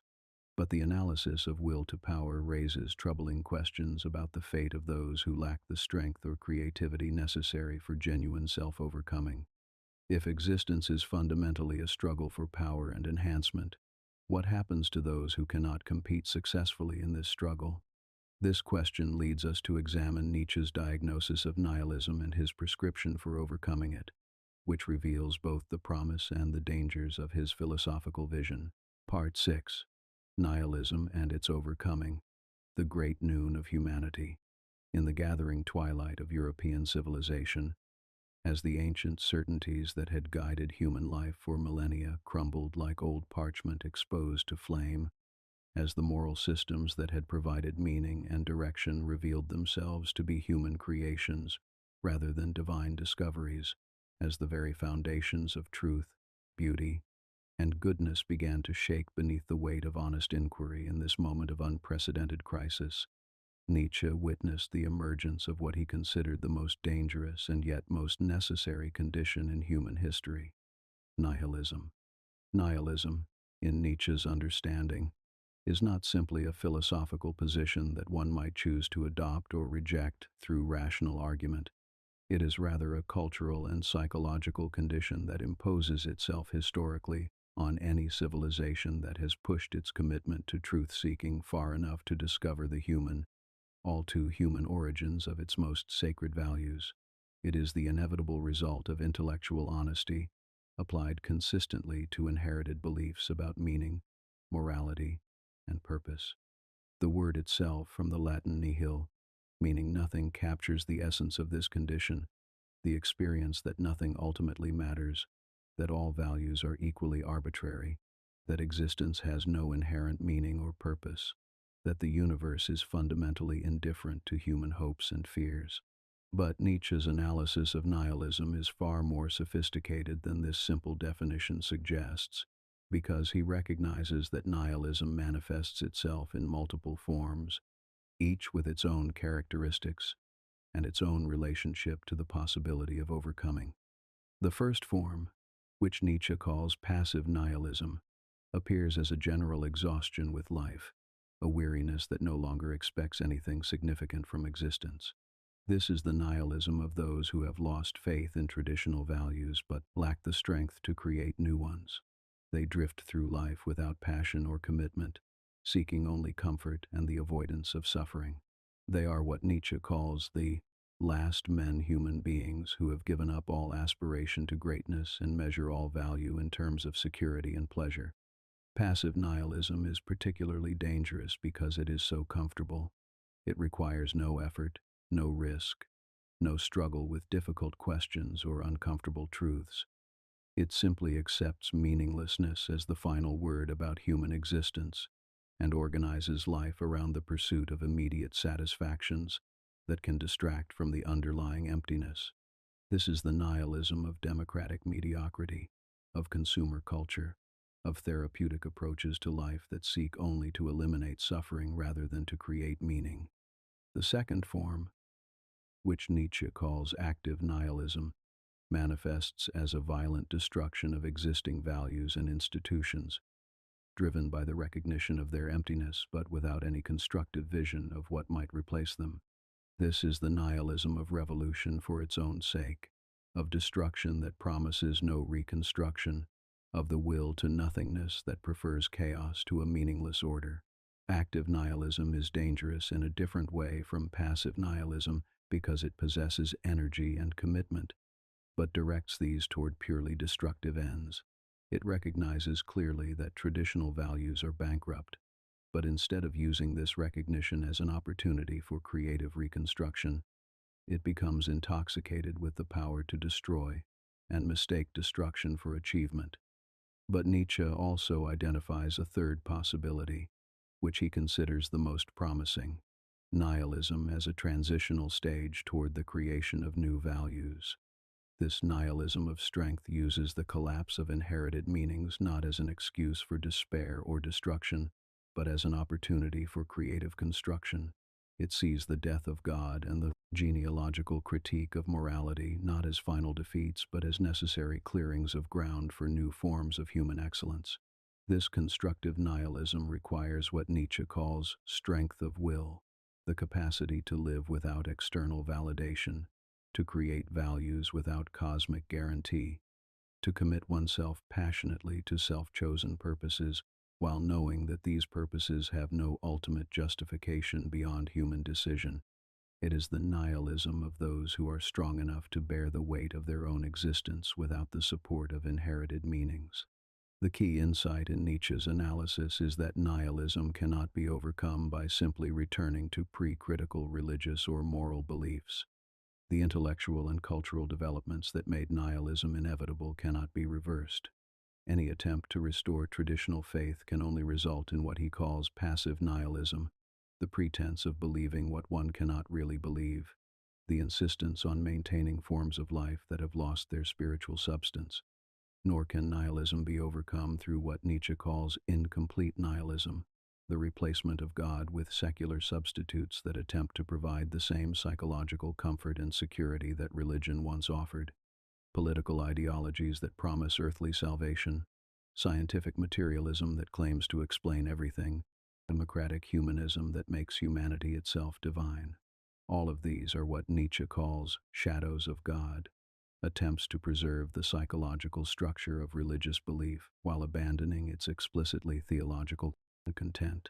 These secular substitutes fail because they promise more than they can deliver. They attempt to provide absolute meaning and value in a universe that no longer supports absolutes of any kind. When their limitations become apparent, they lead not to genuine overcoming of nihilism but to deeper forms of nihilistic disappointment. Instead, Nietzsche argues, the overcoming of nihilism requires what he calls complete nihilism, the full working through of nihilistic insights, until one reaches the point where nihilism itself becomes a platform for new creation. This means accepting completely that there are no absolute truths, no objective moral values, no predetermined purposes, no cosmic guarantees, and then using this very freedom from externally imposed meaning as the foundation for creating new forms of human excellence. This process of overcoming nihilism through its completion rather than its denial requires several distinct but related capacities. First, It requires intellectual courage, the willingness to follow one's reasoning to its ultimate conclusions, even when these conclusions are uncomfortable or isolating. The person who overcomes nihilism cannot comfort himself with convenient illusions or half-truths. Second, it requires emotional strength, the capacity to bear the full weight of existence without external support. This means learning to derive one's sense of worth and meaning from internal rather than external sources, developing what Nietzsche calls self-reverence that does not depend on social approval or divine validation. Third, it requires creative power, the ability to generate new values, new forms of excellence, new ways of living that enhance rather than diminish human possibility. The person who overcomes nihilism cannot remain merely critical or destructive but must become fundamentally creative, bringing into existence forms of life that did not exist before. Fourth, it requires what Nietzsche calls historical sense, the understanding that all human values and institutions are historical developments that emerged under particular conditions and can be changed under different conditions. This historical consciousness prevents both nostalgic longing for supposedly better past ages and utopian fantasies about perfect future ages. But perhaps most importantly, overcoming nihilism requires what Nietzsche calls amor fati, the love of fate that enables one to affirm existence completely, including its suffering, uncertainty, and tragic character. This is not mere resignation or passive acceptance, but active embrace of life in all its dimensions. The capacity to say yes to existence, even knowing that it contains no ultimate meaning or cosmic justification. This amor fati becomes the foundation for what Nietzsche envisions as the next stage of human development. Once nihilism has been worked through completely, human beings become free to experiment with new forms of life, new types of excellence, new ways of being human that were impossible, while traditional values retained their authority. This experimental attitude toward life characterizes what Nietzsche calls free spirits, those who have achieved sufficient independence from inherited values to test new possibilities for human existence. These free spirits serve as the bridge between the nihilistic crisis of the present and the creative possibilities of the future. They demonstrate that nihilism need not be the final word about human existence but can become the starting point for unprecedented forms of human greatness. The overcoming of nihilism is thus not a return to pre-nihilistic conditions, but a movement forward to post-nihilistic possibilities that incorporate nihilistic insights while transcending nihilistic limitations. It represents what Nietzsche calls the great noon of humanity, the moment when human beings achieve full responsibility for their own existence and begin to create forms of life worthy of infinite affirmation. But this process of overcoming nihilism cannot be accomplished by individuals in isolation. It requires cultural conditions that support experimentation with new values and new forms of life. It requires educational institutions that cultivate strength and independence rather than conformity and mediocrity. It requires economic and political arrangements that provide space for exceptional individuals to develop their capacities. It requires artistic and intellectual traditions that celebrate excellence and creativity rather than equality and utility. Most importantly, it requires what Nietzsche calls great politics, not the partisan struggle for power that characterizes ordinary politics, but the cultural work of creating conditions that make possible higher types of human beings. This great politics is not primarily concerned with governmental arrangements, but with the spiritual and cultural foundations that determine what kinds of human excellence a civilization can produce. Nietzsche's vision of overcoming nihilism is thus simultaneously individual and cultural, psychological and historical, philosophical and practical. It requires both the development of exceptional individuals capable of creating new values and the transformation of cultural conditions that make such individuals possible. It cannot be achieved through purely private effort, but requires collective cultural work that may take generations or centuries to complete. This long-term perspective helps explain why Nietzsche often writes as if he were addressing future rather than contemporary readers. He understands that the full overcoming of nihilism requires cultural developments that had barely begun in his own time and might not reach fruition for decades or centuries. His philosophy is designed not just to diagnose the present crisis, but to provide resources for future cultural construction. The practical implications of this understanding are both liberating and demanding. Liberating because it frees us from the need to accept inherited values simply because they are traditional or socially approved. Demanding because it places upon us the responsibility for participating in the cultural work of creating new values and new forms of human excellence. This participation can take many forms, from the development of new artistic expressions to the creation of new philosophical perspectives, from the cultivation of new forms of personal excellence to the construction of new institutions that support human flourishing. What matters is not the specific form that one's contribution takes, but the spirit in which it is undertaken, the commitment to enhancing rather than diminishing human possibility. As we rest here in the darkness, contemplating this vision of nihilism as both crisis and opportunity, we might ask ourselves, how does nihilism manifest itself in our own experience? What inherited values have lost their authority for us? What new forms of meaning and value might we create to replace them? How might we participate in the cultural work of overcoming nihilism? These questions cannot be answered abstractly but require what Nietzsche calls experiments in living, the willingness to test new possibilities for creating meaning and value, to observe the effects of these experiments on our capacity for joy and creativity and excellence, to maintain the intellectual honesty necessary to abandon experiments that fail and pursue those that succeed. But such experiments require not only individual courage but also a fundamental transformation in our relationship to fate itself, a transformation that Nietzsche considers the ultimate achievement of human consciousness. The development of Amor Fati, the love of fate that can affirm existence without reservation or condition. Number, Part 7. Amor Fati, the love of fate, and the highest affirmation.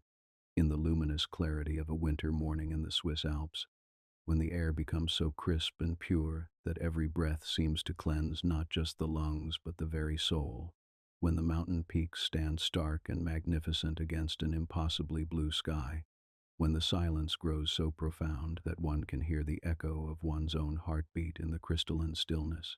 It was in such moments of transcendent beauty and terrible solitude that Nietzsche achieved his highest philosophical insight. Amor Fati, the love of fate that represents the ultimate affirmation of existence.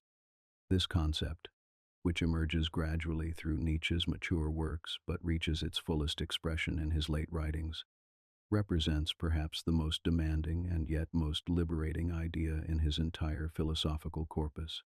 Amor Fati is not simply acceptance of what happens to us, not mere resignation to circumstances beyond our control, not passive submission to forces greater than ourselves. It is rather the active embrace of everything that constitutes our existence, the joyful willing of every aspect of our fate, including its suffering, uncertainty, and tragic character. To understand what Nietzsche means by Amor Fati, we must first understand what he rejects. He explicitly opposes Amor Fati to all forms of otherworldly philosophy and religion that seek meaning and value outside or beyond the conditions of earthly existence. The person who has achieved Amor Fati does not need to believe in heaven to find life worthwhile, does not require cosmic justice to accept earthly injustice, does not demand ultimate meaning to commit himself passionately to immediate projects. Amor Fati also differs fundamentally from Stoic resignation, though it shares with Stoicism the recognition that much of what happens to us lies beyond our control. Where the Stoic seeks to become indifferent to external circumstances by focusing only on what lies within his power, the practitioner of Amor Fati learns to love even those circumstances that he cannot control. Where Stoicism aims at invulnerability through detachment, Amor Fati seeks affirmation through complete engagement. Most importantly, Amor Fati is not fatalism, the belief that everything that happens is predetermined and that human choice makes no difference. Nietzsche remains committed to human freedom and responsibility even while advocating love of fate, The person who achieves Amor Fati takes full responsibility for his choices and their consequences, while simultaneously embracing the conditions within which those choices must be made. This paradoxical combination of complete responsibility and complete acceptance represents one of the most sophisticated responses to the human condition ever articulated. It avoids both the denial of human agency that characterizes deterministic philosophies and the denial of natural constraints that characterizes voluntaristic philosophies. It recognizes that we are simultaneously free and fated, creative and conditioned responsible agents and natural beings subject to forces beyond our control. The development of Amor Fati requires what Nietzsche calls a fundamental revaluation of values, not just the intellectual recognition that traditional values are questionable, but the emotional and spiritual transformation that makes it possible to love existence without needing it to conform to our inherited expectations about what makes life valuable. This transformation typically begins with what Nietzsche calls the great liberation, the recognition that we are not obligated to find life meaningful according to any predetermined standards.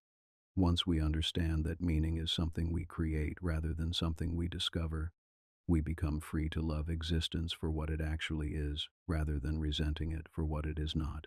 But this liberation is also terrifying because it removes all the external supports that normally make existence bearable. The person who achieves Amor Fati cannot comfort himself with beliefs about cosmic justice, ultimate purpose, or divine love. He must find reasons for loving life within life itself, without reference to anything beyond or outside the conditions of natural existence. This requires what might be called a aesthetic approach to existence, learning to find life beautiful and valuable in itself rather than instrumentally valuable for achieving some external goal. Just as we can love a piece of music or a work of art without needing it to serve any practical purpose, so the person who achieves Amor Fati learns to love existence without needing it to fulfill any cosmic plan or ultimate purpose. This aesthetic approach to life connects Amor Fati to Nietzsche's broader understanding of human beings as essentially creative creatures. The person who loves fate does not simply accept what happens to him but actively transforms his relationship to what happens, creating beauty and meaning through the very act of affirmation. His Amor Fati becomes itself a creative achievement that adds value to existence. But Amor Fati is not achieved through a simple decision or act of will. It requires a long process of psychological and spiritual development that Nietzsche calls becoming who one is.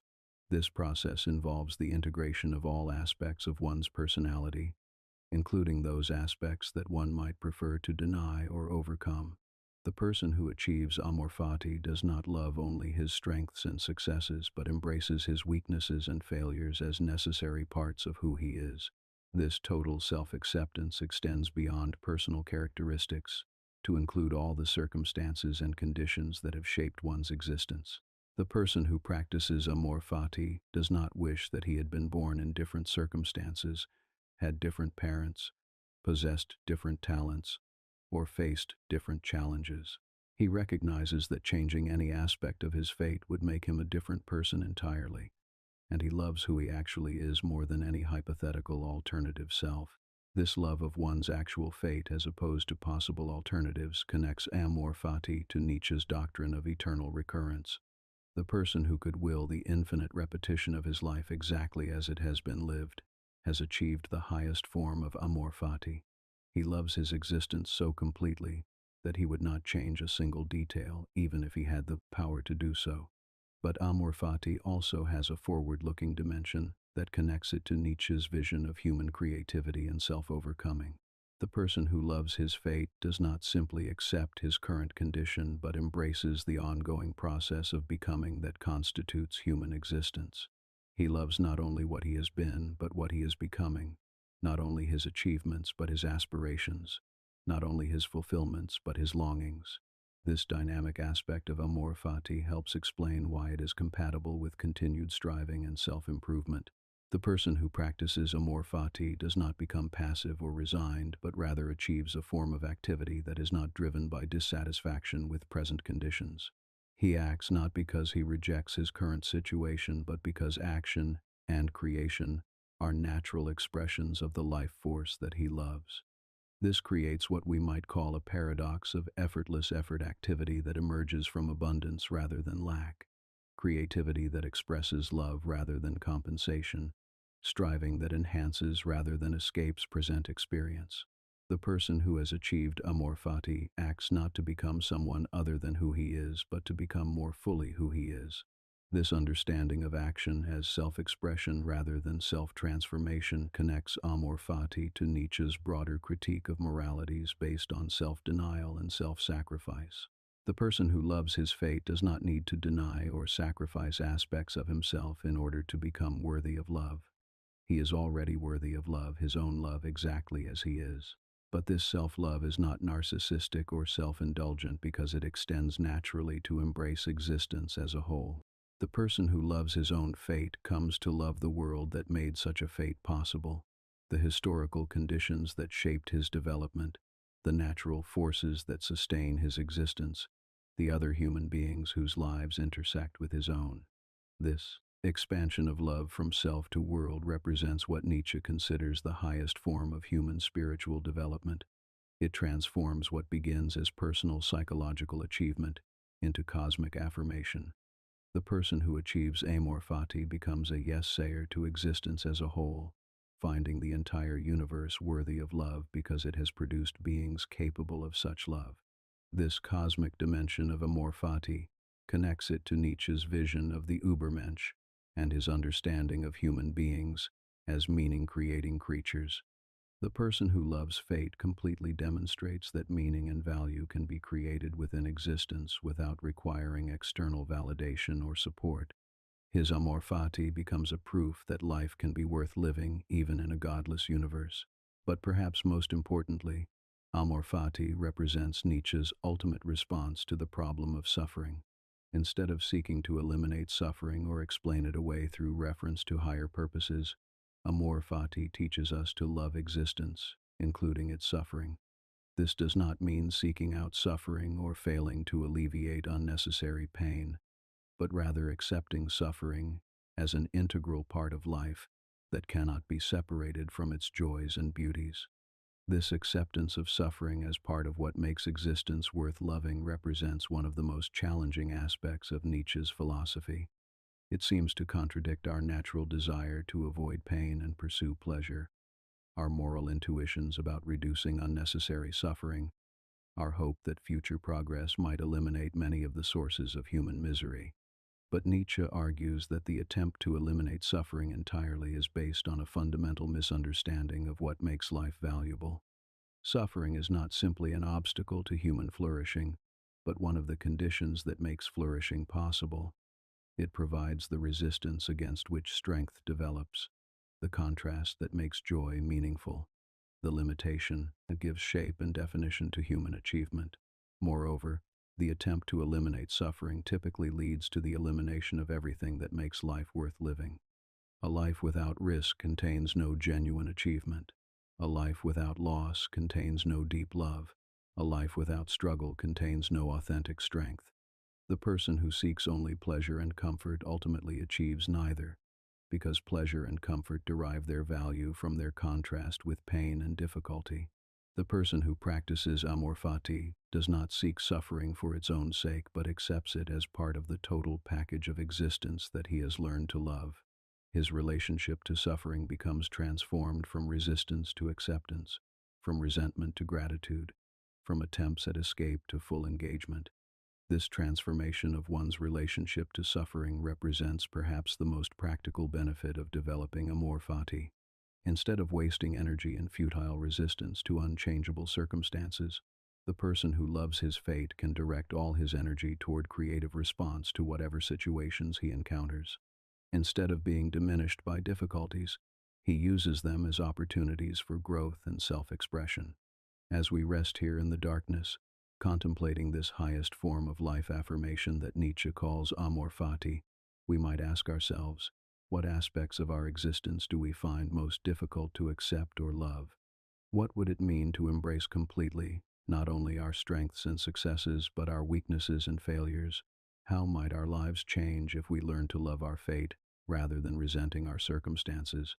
These questions point toward the practical significance of Amor Fati as more than just a philosophical concept. It represents a way of living that can transform our relationship to everything we experience, from the most trivial daily annoyances to the most profound life challenges. It offers the possibility of finding peace and even joy in circumstances that would otherwise seem unbearable. But Amor Fati also raises ultimate questions about the relationship between individual transformation and cosmic significance. If we can learn to love existence completely, including its apparent meaninglessness and inevitable suffering, what does this say about the nature of existence itself? What does it mean that the universe has produced beings capable of such unconditional affirmation? These questions lead us toward the culmination of Nietzsche's philosophical vision, his understanding of human beings as the creatures through whom existence comes to know and love itself, the beings through whom the world achieves consciousness and affirmation. In achieving Amor Fati, we do not simply solve our personal problems with meaning and suffering. We participate in what Nietzsche sees as the universe's own project of self-creation and self-affirmation. Number. Conclusion. The eternal yes, dancing on the abyss, as our long journey through the dangerous and liberating landscape of Nietzsche's thought draws toward its close. As the first pale intimations of dawn begin to touch the edges of consciousness, like fingers of light, gradually illuminating territories that had been hidden in shadow, we find ourselves not at the end of a linear argument, but at the recognition of a truth that has been present throughout every stage of our exploration, that human beings are the creatures through whom existence comes to know itself, to question itself, to recreate itself, and ultimately to affirm itself without reservation or condition. The philosophy we have explored tonight represents perhaps the most radical and demanding vision of human possibility ever articulated, a vision that offers no comfort but provides something far more valuable, the terrible and wonderful freedom of taking complete responsibility for the meaning and value of existence. Nietzsche's thought contains no easy answers, no comforting illusions, no escape from the fundamental challenges of being human in a universe that provides no predetermined purpose or cosmic guarantee. Yet paradoxically, this very absence of external meaning becomes the foundation for the highest form of human affirmation. Because there is no God to provide purpose, human beings become free to create their own purposes. Because there are no absolute moral truths, human beings become responsible for determining what shall count as good and evil. Because there is no cosmic justice, human beings become capable of creating justice through their own efforts and commitments. The genealogical analysis that we began with revealed that our most cherished moral concepts are human creations rather than divine discoveries, products of particular historical circumstances rather than eternal truths. This recognition might initially seem to undermine the authority of all moral values, but Nietzsche shows us that it actually liberates us to create new values based on what genuinely enhances human life, rather than what serves the interests of particular groups or psychological types. The death of God that we explored represents not simply the decline of religious belief, but the collapse of the entire framework of absolute values and cosmic meaning that had sustained Western civilization for over a millennium. This death creates the condition of nihilism, the experience that nothing ultimately matters, but it also opens up possibilities for new forms of human greatness that would have been impossible while God lived. The vision of the Übermensch that we examined offers a portrait of what human beings might become once they have fully accepted the implications of God's death and learned to create values from their own nature rather than inheriting them from external authority. The Übermensch is not a political program but a psychological and spiritual ideal that points toward the next stage of human evolution, the development of beings capable of living without the consolations and constraints that have previously defined human culture. The doctrine of eternal recurrence that we contemplated provides the ultimate test of one's capacity for life affirmation, the ability to will the infinite repetition of one's existence exactly as it has been lived, reveals whether one truly loves life or merely tolerates it conditionally. Only those who can embrace eternal recurrence demonstrate the strength necessary for creating new values in a godless universe.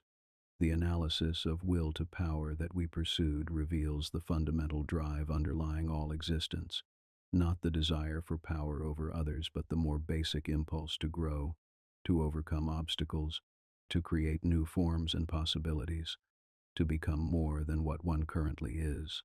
This will to power provides a naturalistic foundation for evaluation that can guide the creation of new values without requiring supernatural authority. The examination of nihilism and its overcoming that we undertook shows how the crisis of values that characterizes modernity can become the foundation for unprecedented forms of human creativity and excellence. Nihilism need not be the final word about human existence, but can serve as a necessary stage in the development toward new forms of meaning and value that are more honest and more life-affirming than their predecessors.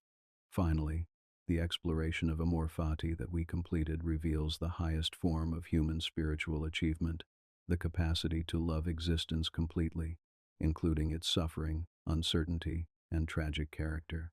This love of fate represents the ultimate form of life affirmation, the ability to say yes to existence without needing it to conform to our expectations about what makes life valuable. But these concepts are not merely theoretical constructions to be contemplated from a safe distance. They represent practical philosophies for living, ways of thinking and being that can transform your relationship to suffering, uncertainty, responsibility, and the fundamental question of what makes existence worthwhile. They demand everything of you: your intellectual honesty, your emotional courage, your willingness to experiment with new forms of life, your commitment to creating rather than merely inheriting your values. The transformation that Nietzsche envisions is not something that can be achieved through reading philosophy or accepting particular beliefs. It requires what he calls experiments in living, the willingness to test different possibilities for creating meaning and value, to observe the effects of these experiments on your capacity for joy and creativity and excellence, to maintain the intellectual honesty necessary to abandon experiments that diminish life and pursue those that enhance it. This experimental attitude toward existence represents one of Nietzsche's most important contributions to human self-understanding. Instead of seeking final truths or absolute values, he encourages us to approach life as artists approach their work, with creativity, discipline, aesthetic sensitivity, and willingness to revise and improve based on results. Life becomes not a problem to be solved, but a work of art to be created. But this artistic approach to existence does not mean that all choices are equally valid or that values are merely arbitrary matters of personal preference. Nietzsche provides criteria for evaluation based on what enhances versus what diminishes human life, what promotes versus what prevents excellence, what increases versus what decreases our capacity for joy and creativity. These criteria emerge from careful observation of human psychology and the conditions that support human flourishing. The political implications of Nietzsche's philosophy remain complex and controversial, largely because his primary concern is not with political arrangements but with cultural conditions that make possible exceptional human development. He is skeptical of democracy because he sees it as tending toward mediocrity, but he is equally skeptical of authoritarianism because he values individual freedom and creativity above social order. What Nietzsche advocates might be called cultural aristocracy, not rule by hereditary elites, but the creation of conditions that allow the most capable and creative individuals to develop their talents and contribute to human advancement. This requires institutions that reward excellence rather than conformity, educational systems that cultivate strength and independence rather than mere knowledge acquisition, and cultural values that celebrate achievement rather than equality. But the ultimate goal of this cultural work is not the domination of the many by the few, but the elevation of humanity as a whole. The exceptional individuals that Nietzsche hopes to cultivate serve as bridges to higher forms of human possibility, demonstrating what human beings can become when they take full responsibility for their own development. Their achievements benefit everyone by expanding the range of human possibility and providing examples of what life can become when it is lived with complete integrity and passion. This brings us to what may be the most important practical implication of Nietzsche's philosophy: the recognition that each of us participates in the ongoing creation of human culture and human possibility, the values we choose to embody, the forms of excellence we pursue, the way we respond to suffering and uncertainty, the degree of responsibility we accept for our own development. All of these contribute to determining what kinds of human beings future generations will become. This responsibility cannot be delegated to political leaders, religious authorities, or cultural institutions. It requires individual commitment to what Nietzsche calls becoming who one is, the process of integrating all aspects of one's personality, accepting complete responsibility for one's choices, and creating a life that expresses one's deepest values and highest aspirations. This process of self-becoming is never complete, because human nature is inherently dynamic and creative. There is no final self to be discovered, no ultimate identity to be achieved, no perfect form of life to be attained. Instead, there is the ongoing process of creation, experimentation, and self-overcoming that constitutes authentic human existence. The person who undertakes this process seriously discovers what Nietzsche calls the eternal yes, the capacity to affirm existence completely, not because it fulfills our expectations, but because the very capacity for affirmation is itself a remarkable achievement that makes existence worthwhile. In learning to say yes to life, we participate in what Nietzsche sees as the universe's own project of self-affirmation through the consciousness that it has produced in human beings. This cosmic dimension of human affirmation transforms individual psychological development into participation in something larger and more significant than personal satisfaction or success. When we learn to love existence, including its suffering and uncertainty, we demonstrate that meaning and value can be created within existence without requiring external validation or guarantee. Our Amor Fati becomes proof that life can be worth living in a godless universe.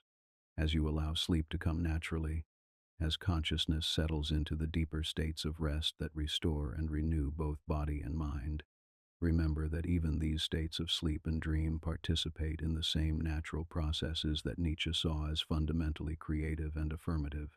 The will to power that drives all existence continues to operate in rest as well as activity, in receptivity as well as assertion, in the quiet restoration that prepares consciousness for new experiments in living. In each moment of choosing responsibility over blame, creativity over conformity, affirmation over resentment, honest questioning over comfortable belief, you participate in the ongoing creation of what Nietzsche envisioned as humanity's future, a future in which human beings achieve the freedom and strength necessary to create values worthy of infinite affirmation, forms of life beautiful enough to love without reservation, achievements great enough to justify the suffering that makes them possible. The lightning that struck in the mountains of Switzerland more than a century ago continues to illuminate possibilities for human existence that have barely begun to be explored. The dangerous ideas that we have contemplated tonight are not merely historical curiosities, but living forces that can transform how you understand yourself, your relationships, your responsibilities, and your possibilities. The abyss that Nietzsche discovered beneath the foundations of traditional culture need not be a source of terror, but can become the space of freedom within which new forms of human greatness can emerge.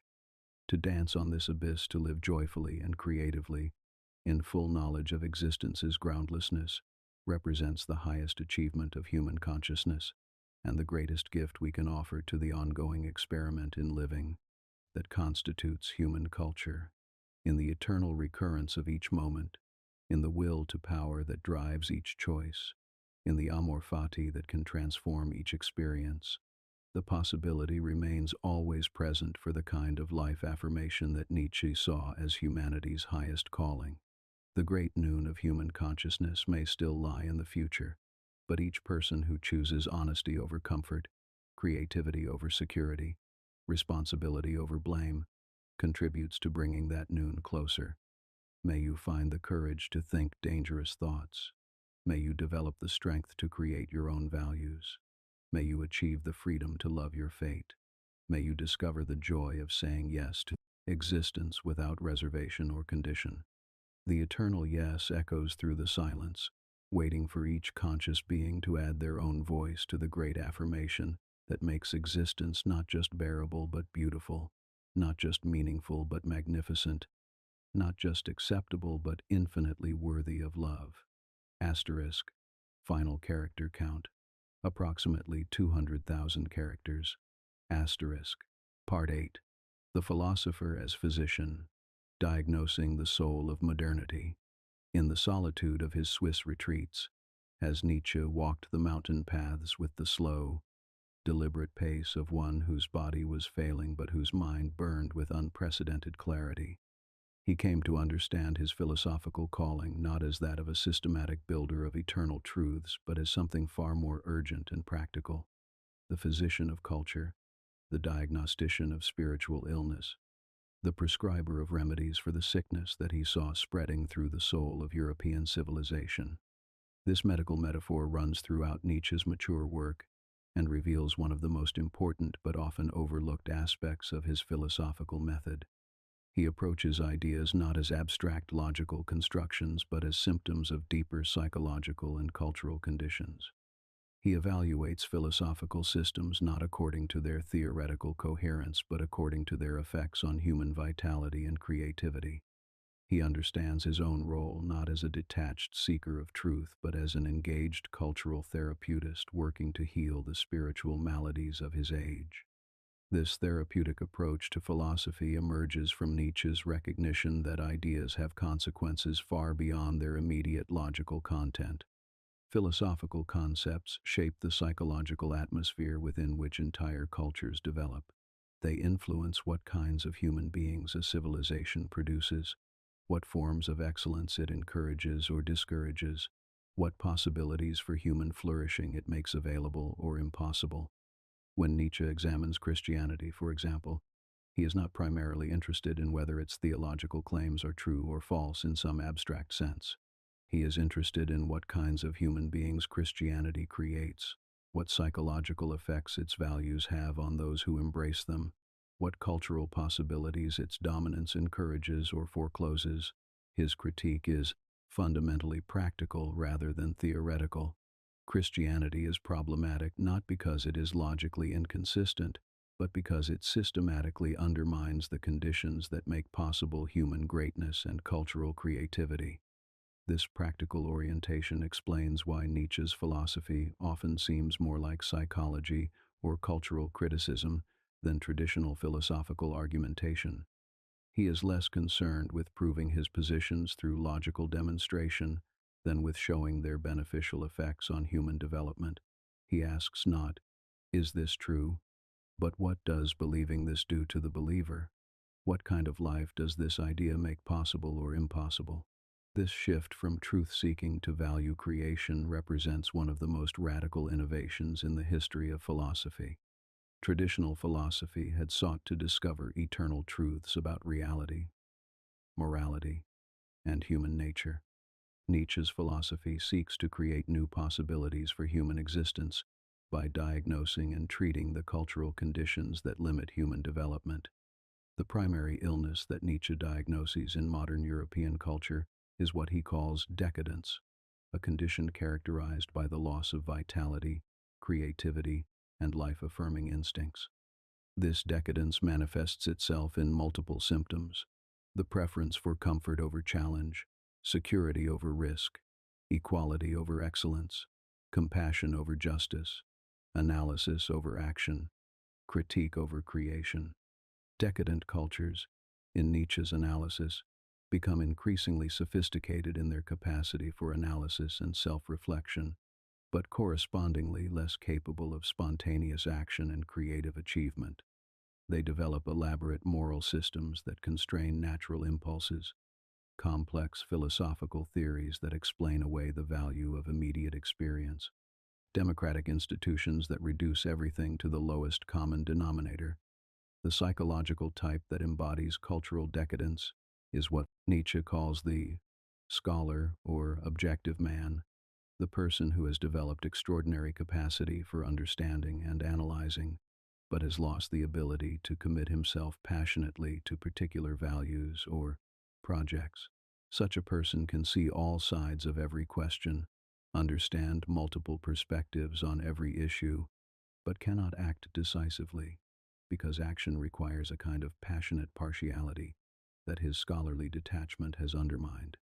This scholarly type represents the logical endpoint of the intellectual developments that began with the Enlightenment commitment to rational inquiry and objective truth-seeking. The more successfully such inquiry proceeds, the more it reveals the arbitrary and contingent character of all human values and institutions. This revelation makes passionate commitment increasingly difficult for intellectually sophisticated individuals, but Nietzsche does not advocate a simple return to pre-critical naivety. The intellectual developments that created the scholarly type cannot be reversed, and any attempt to restore unthinking commitment can only result in bad faith or self-deception. Instead, Nietzsche seeks to cultivate what he calls intellectual probity, the courage to face honestly the implications of modern knowledge while maintaining the capacity for passionate engagement with life. This intellectual probity requires what might be called a post-critical naivety, the ability to commit oneself fully to chosen values and projects while remaining aware that such commitment cannot be justified through appeal to absolute truth or external authority. It means learning to act passionately on the basis of values that one has created rather than discovered. The cultivation of this capacity requires what Nietzsche calls spiritual discipline, systematic practices designed to strengthen the will and purify the instincts that have been weakened by decadent culture. This discipline involves both negative and positive elements, the elimination of life-denying habits and attitudes, and the cultivation of life-affirming capacities and orientations.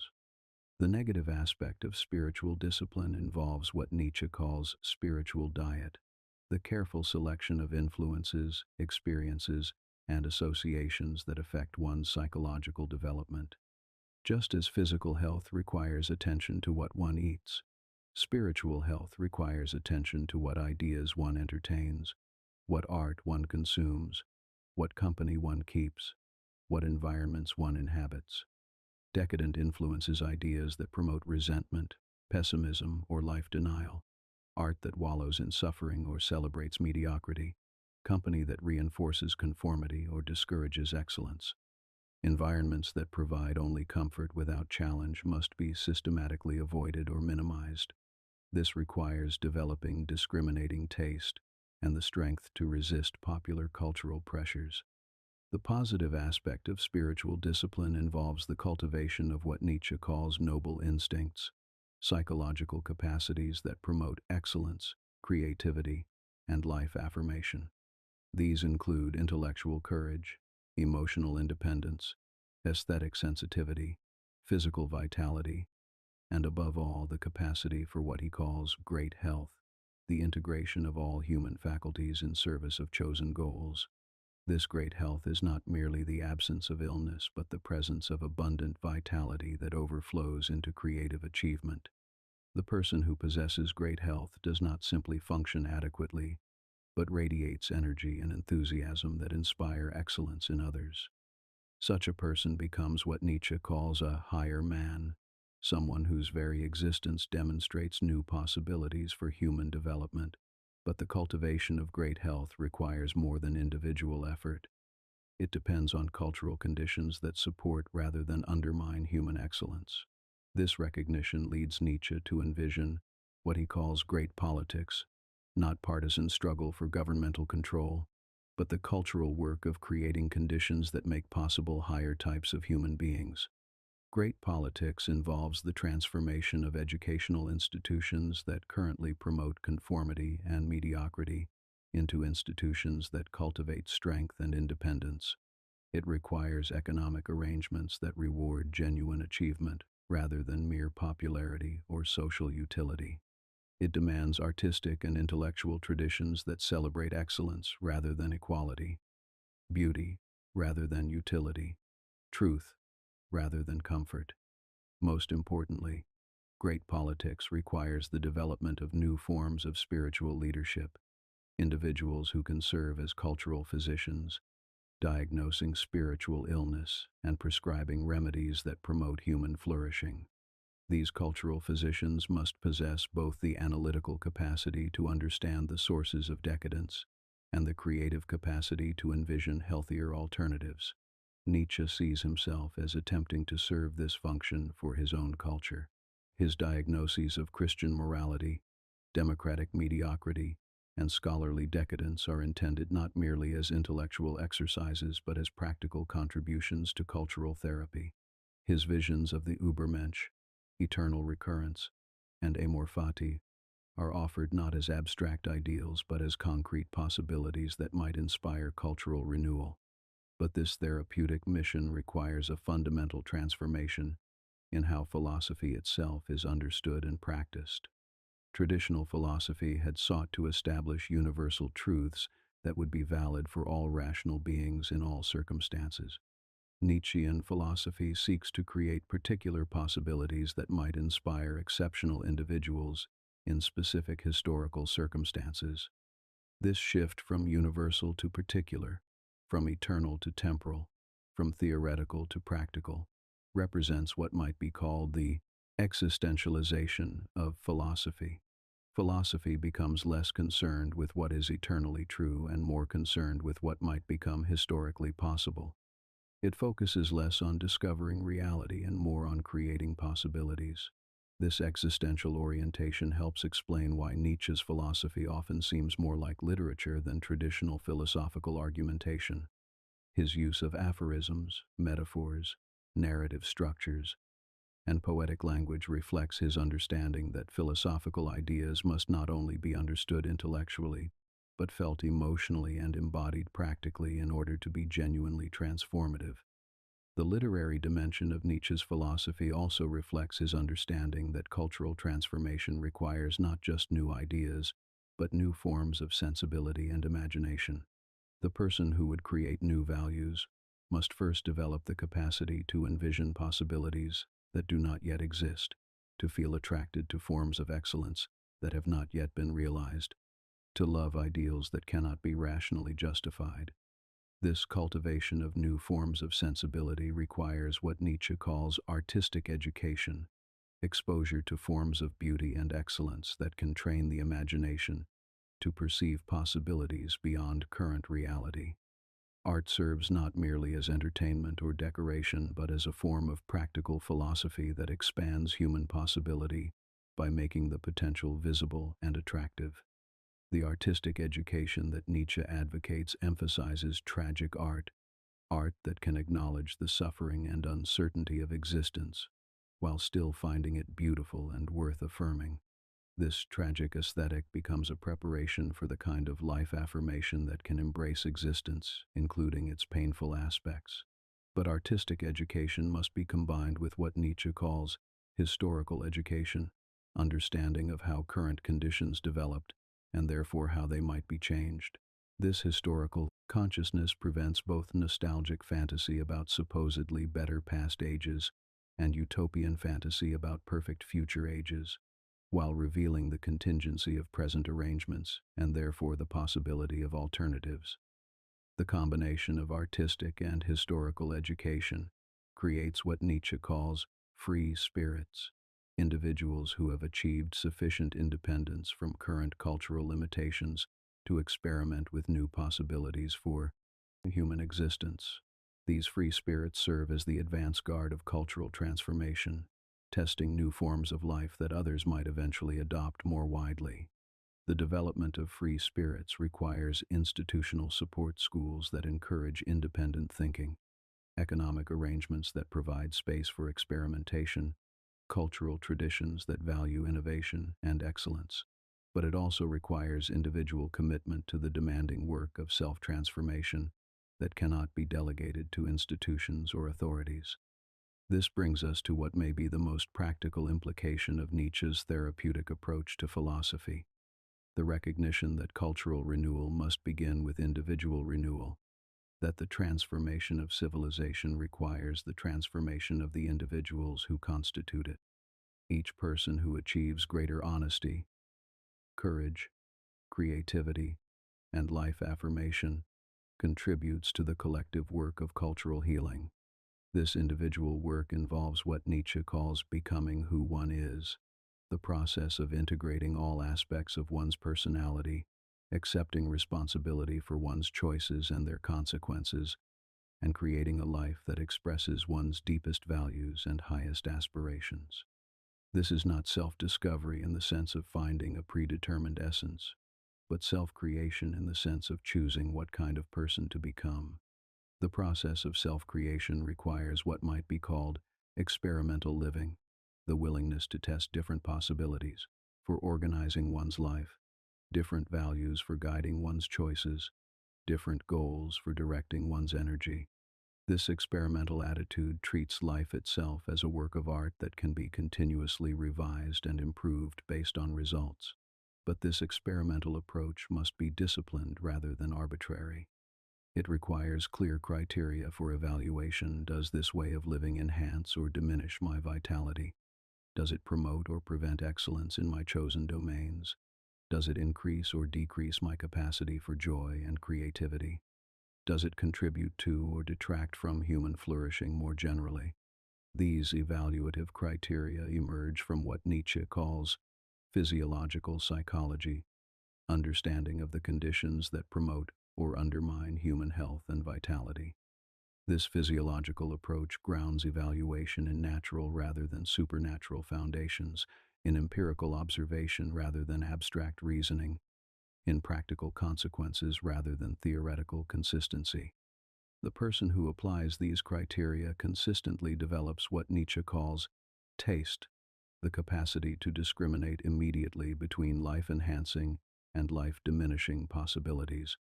This taste operates below the level of conscious reasoning, but emerges from accumulated experience of what actually promotes human flourishing. The cultivation of such taste requires what Nietzsche calls solitude, regular periods of withdrawal from social pressures and cultural influences in order to discover one's authentic preferences and values. This solitude is not misanthropy or social withdrawal, but rather the practice of independence necessary for genuine engagement with others. The person who has learned to value solitude can engage with society without being dominated by it, can appreciate culture without being enslaved by it, can love others without losing himself in relationships. Such a person becomes capable of what Nietzsche calls friendship, relationships based on mutual respect for each other's independence and growth rather than mutual dependence or emotional neediness. This understanding of friendship as mutual enhancement rather than mutual comfort provides a model for all healthy human relationships. The person who has achieved genuine independence can offer others the gift of his own development while appreciating the unique gifts that others have cultivated through their own processes of self-creation. But the ultimate goal of individual development is not personal satisfaction but cultural contribution. The person who achieves genuine self-mastery becomes capable of serving as what Nietzsche calls a cultural legislator, someone whose example inspires others to pursue their own development, whose achievements expand the range of human possibility, whose very existence demonstrates new forms of excellence. This cultural function of exceptional individuals helps explain why Nietzsche places so much emphasis on the cultivation of human greatness. Great individuals serve not only their own development but the development of humanity as a whole by demonstrating what human beings can become when they take full responsibility for their own growth.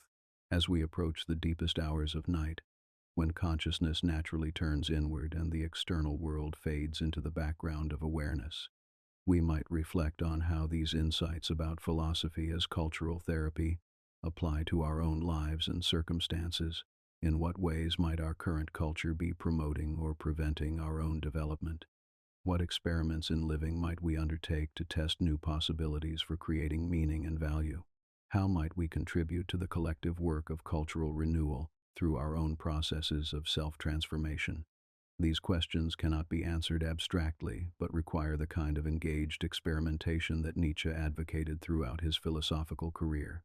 The therapeutic philosophy that he developed offers not final answers but provisional hypotheses to be tested against lived experience and revised based on results.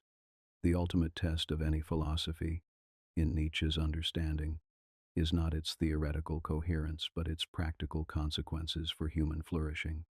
Does it promote or prevent the development of excellence? Does it enhance or diminish the capacity for joy and creativity? Does it contribute to or detract from the ongoing project of human self-creation that constitutes the deepest meaning of existence? Number Part 9. The Sacred Yes. Transforming Suffering into Strength. In the profound silence that surrounds all human questioning, in the space between the dying of old certainties and the birth of new possibilities, in the eternal moment where choice intersects with fate and freedom encounters necessity, it is here that we discover what Nietzsche considered the most sacred capacity of human consciousness: the ability to transform suffering into strength, weakness into power, despair into affirmation, the lead of ordinary existence into the gold of exceptional achievement. This transformative capacity, which Nietzsche sometimes calls sublimation and sometimes simply spiritualization, represents perhaps the most practical and immediately applicable aspect of his entire philosophical vision. It offers not abstract consolation for life's difficulties, but concrete methods for using those very difficulties as raw material for personal and cultural development. It reveals suffering not as an obstacle to human flourishing, but as one of its most essential preconditions. To understand what Nietzsche means by the transformation of suffering, we must first understand his analysis of how suffering typically functions in human psychology. Most people, when confronted with pain, loss, failure, or disappointment, respond in ways that compound their suffering rather than transforming it. They resist what is happening, creating additional psychological pain on top of unavoidable circumstantial pain. They blame others or circumstances, weakening their sense of personal agency. They seek escape through distraction, denial, or various forms of numbing, preventing themselves from learning what their suffering might teach them. Most destructively, they develop what Nietzsche calls ressentiment, a smoldering resentment against life itself for failing to conform to their expectations about how existence should be organized. This resentment poisons their relationship to everything they experience, making them incapable of joy even when circumstances are favorable, because they remain focused on grievances about past injustices or anxieties about future disappointments. But Nietzsche observes that some individuals respond to suffering in fundamentally different ways that transform the experience from pure loss into complex gain. Instead of resisting what happens to them, they learn to work with it, finding ways to use even unwanted experiences as opportunities for growth and development. Instead of blaming external circumstances, they focus on what they can control, their own responses to whatever situations they encounter. Most importantly, instead of developing resentment against life for containing suffering, they learn to appreciate suffering as one of the forces that makes possible the very excellence they most value. They recognize that strength develops only through resistance, that courage emerges only in the face of danger, that wisdom grows only through engagement with difficulty, that depth of character forms only through sustained encounter with life's challenging realities. This recognition leads to what Nietzsche calls the spiritualization of enmity, the transformation of whatever opposes us into allies in our own development. The person who achieves this spiritualization does not seek out conflict or suffering for its own sake, but when such experiences inevitably arise, he uses them as gymnasium, equipment for strengthening capacities that could not be developed in any other way. The artist who faces criticism learns to discriminate between valid insights that can improve his work and invalid attacks that reveal more about the critic than about the art. The thinker who encounters intellectual opposition develops greater clarity about his own positions and deeper understanding of alternative perspectives. The lover who experiences loss learns to appreciate more fully whatever relationships remain available to him. This process of spiritualization requires what Nietzsche calls intellectual probity, the courage to examine honestly what is actually happening, rather than retreating into comfortable fantasies about what should be happening. It means acknowledging that life contains irreducible elements of suffering, uncertainty, and injustice that cannot be eliminated through better thinking, more virtuous behavior, or more favorable circumstances. But this acknowledgement of life's tragic dimensions does not lead to pessimistic resignation. Instead, it creates the foundation for what Nietzsche calls tragic optimism, the recognition that life can be affirmed and even loved precisely because it contains suffering, uncertainty, and injustice rather than in spite of these characteristics. The tragic optimist understands that a life without difficulty would be a life without possibility for genuine achievement. This tragic optimism expresses itself through what Nietzsche calls creative interpretation, the capacity to find meaning and value in experiences that initially appear meaningless or purely negative. This is not self-deception or rationalization, but rather the exercise of the fundamentally creative capacity that characterizes human consciousness at its highest development. The creative interpreter does not deny that suffering is painful or pretend that loss is really gain. Instead, he exercises the distinctly human capacity to create meaning through the very act of interpretation itself. He discovers that consciousness is not simply a passive mirror that reflects external circumstances, but an active force that participates in creating the significance of whatever it encounters. This creative capacity reveals what Nietzsche considers one of the most important truths about human nature: that meaning is not something we find in experience, but something we bring to experience. The events of our lives become meaningful not because they conform to some predetermined cosmic plan, but because consciousness has the power to invest any experience with significance through the quality of attention and interpretation it receives. This understanding transforms the entire question of life's meaning from a theoretical problem about cosmic purpose to a practical question about how to develop and exercise our meaning-creating capacities. Instead of asking whether life has inherent meaning, we learn to ask how we can create forms of meaning that enhance rather than diminish our capacity for excellence and joy. The answer to this practical question involves what Nietzsche calls stylizing one's existence, organizing the various elements of one's life according to aesthetic principles that create overall coherence and beauty. This does not mean imposing rigid control over unpredictable circumstances, but rather developing the kind of flexible responsiveness that can find appropriate responses to whatever situations arise. The person who has learned to stylize his existence treats his life as an artist treats his medium, with respect for its inherent properties combined with determination to shape it according to his vision of what it might become. He accepts that he cannot control external circumstances, but exercises complete responsibility for his responses to those circumstances. This aesthetic approach to living creates what might be called existential artistry, the capacity to find beauty in the very process of living consciously and responsively, regardless of external outcomes. The existential artist discovers that consciousness itself, when exercised with sufficient skill and dedication, becomes a source of satisfaction that does not depend on favorable circumstances for its operation. This independence from external validation represents one of the most liberating aspects of Nietzschean spiritualization. The person who has learned to transform suffering into strength no longer depends on others' approval, social recognition, or favorable circumstances for his sense of worth and meaning. He has developed internal resources that remain available regardless of external conditions. But this independence is not indifference to others or withdrawal from social engagement. Instead, it creates the foundation for more authentic relationships based on mutual respect rather than mutual dependence.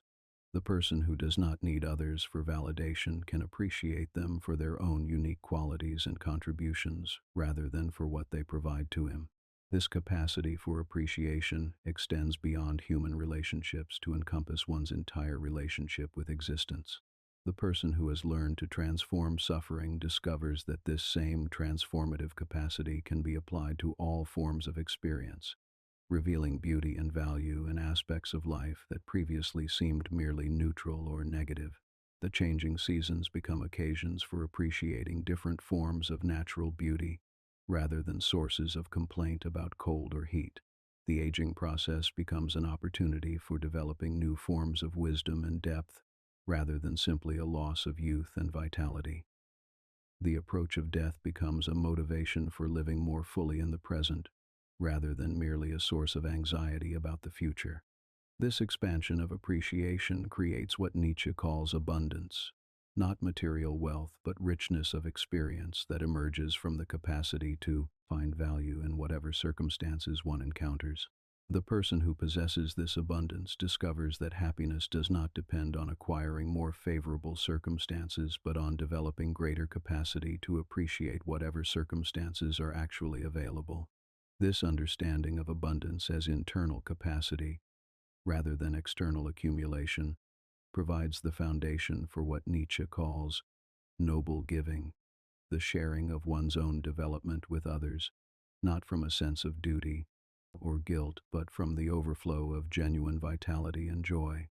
The person who has achieved abundance naturally becomes generous because he has more than he needs for his own satisfaction. This noble giving takes many forms, from the simple sharing of enthusiasm and appreciation to the more complex work of cultural creation that provides others with new possibilities for their own development. The teacher who inspires students to pursue excellence, the artist who creates works that expand human imagination, the friend who exemplifies new possibilities for living, all practice forms of noble giving that enrich human culture. But perhaps the most important form of noble giving is what might be called existential modeling, demonstrating through one's own life and character that it is possible to live with integrity, creativity, and joy even in difficult circumstances. This modeling provides others with evidence that transformation is possible and inspiration for their own processes of development. The person who serves as an existential model does not preach or proselytize, but simply lives in such a way that his very existence becomes a form of teaching.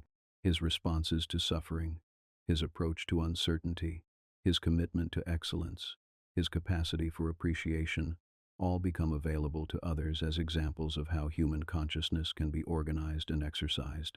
This modeling function connects individual transformation to cultural transformation by creating what might be called upward pressure in human development. Each person who achieves greater integrity, creativity, and life affirmation makes it easier for others to pursue similar development by demonstrating that such development is actually possible rather than merely theoretical. This cumulative effect of individual development on collective possibility helps explain why Nietzsche places so much emphasis on the cultivation of exceptional individuals. Such individuals serve not only their own fulfillment, but the advancement of human culture by expanding the range of possibilities that others can envision and pursue for themselves.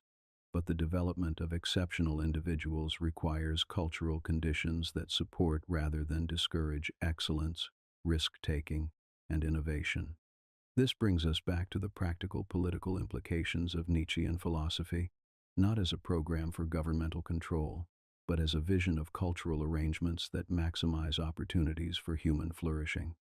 As we move through these deepest hours of night, when the boundary between waking and sleeping becomes permeable, and consciousness touches dimensions of experience normally hidden during daylight activity, we might reflect on how the capacity for transforming suffering applies to our own current circumstances.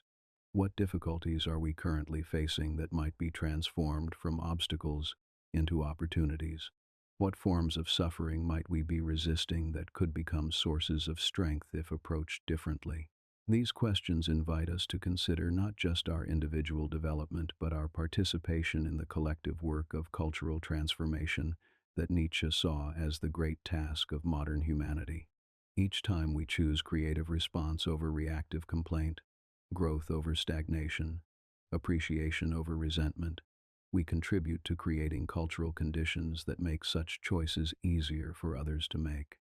The sacred yes that emerges from this transformative work is not a naive optimism that denies life's difficulties, but a mature affirmation that can embrace existence, including its challenging aspects. This yes becomes the foundation for everything else that Nietzsche envisions: the creation of new values, the development of higher human types, the cultural renewal that might overcome nihilistic despair. In learning to say yes to existence without reservation or condition, We participate in what Nietzsche sees as consciousness's own highest function, the transformation of necessity into freedom, suffering into strength, fate into choice, existence into art. This transformation does not change external circumstances, but changes our relationship to those circumstances in ways that can make any life, however difficult, into a masterpiece of conscious creativity and affirmation. Number Epilogue. The philosopher's final teaching, living as creation. In the last clear moments before the darkness descended upon his mind, before the brilliant intellect that had illuminated the dangerous territories of human consciousness fell silent, Friedrich Nietzsche penned words that have echoed through more than a century of human striving. Have I been understood? Dionysus against the crucified. These final philosophical words, scrawled in the manuscript of Ecce Homo just months before his mental collapse, contain within them the essence of everything he had struggled to communicate through decades of lonely intellectual labor. The opposition between Dionysus and the crucified represents more than a conflict between pagan and Christian sensibilities.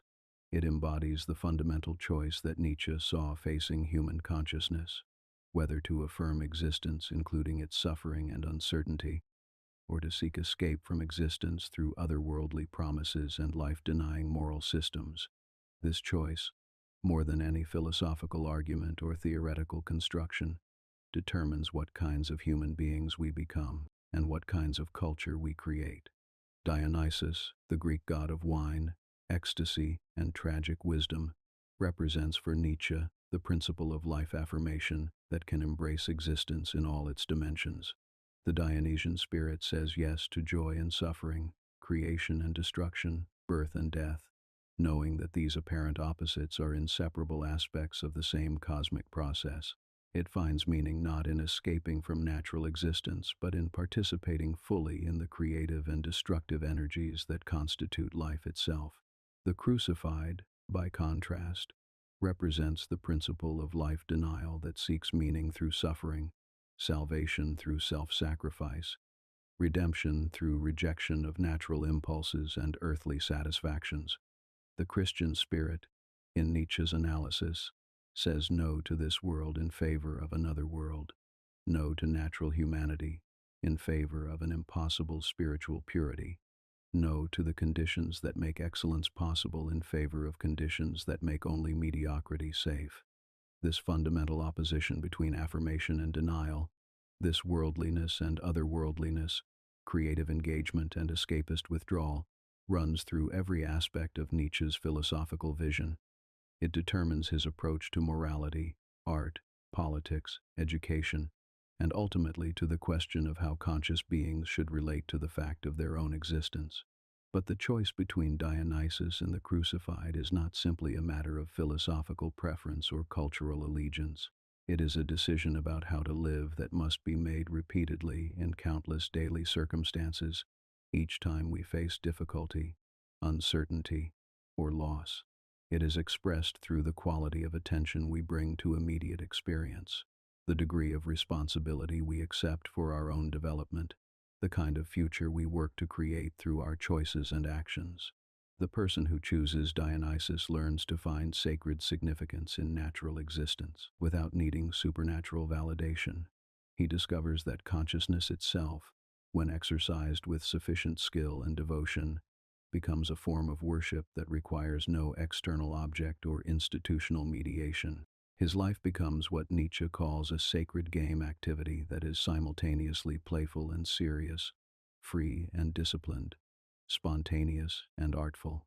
This sacred play expresses itself through what we might call existential creativity, the recognition that human beings are the creatures through whom existence becomes conscious of itself and capable of affirming itself. In achieving consciousness, the universe acquires the capacity for self-reflection, self-evaluation, and self-transformation. Through human awareness and choice, existence becomes capable of saying yes to itself. This understanding transforms individual human development from a merely personal concern into participation in a cosmic process of self-creation and self-affirmation. When we learn to live with greater integrity, creativity, and life affirmation, We enable existence itself to achieve higher forms of consciousness and more complete self-affirmation. Our individual yes to life becomes life's yes to itself. But this cosmic significance of human consciousness does not diminish the importance of particular choices and specific commitments. Indeed, it makes every decision infinitely significant, because each choice contributes to determining what kinds of consciousness will exist, and therefore what kinds of self-affirmation become possible for existence as a whole. This infinite significance of finite choices creates what might be called the eternal responsibility that accompanies genuine freedom. The person who understands that his choices participate in existence's ongoing self-creation cannot act casually or carelessly. Every moment becomes an opportunity to contribute to or detract from the project of cosmic self-affirmation that constitutes the deepest meaning of consciousness. Yet this enormous responsibility does not create paralysis or anxiety for the person who has achieved what Nietzsche calls intellectual probity. Such a person has learned to bear the weight of choice without needing external validation for his decisions. He has developed the internal resources necessary for creating meaning and value without cosmic guarantee or divine authorization. This capacity for autonomous meaning creation represents what Nietzsche considers the highest achievement of human consciousness, the ability to say yes to existence based on existence's own qualities, rather than on promises about what existence might become or lead to. It is the yes that can affirm this moment, this life, this world, this particular configuration of joy and suffering that constitutes actual experience. The person who achieves this affirmation discovers what Nietzsche calls the eternal moment, the recognition that each instant contains all of eternity within itself, when experienced with sufficient depth and attention.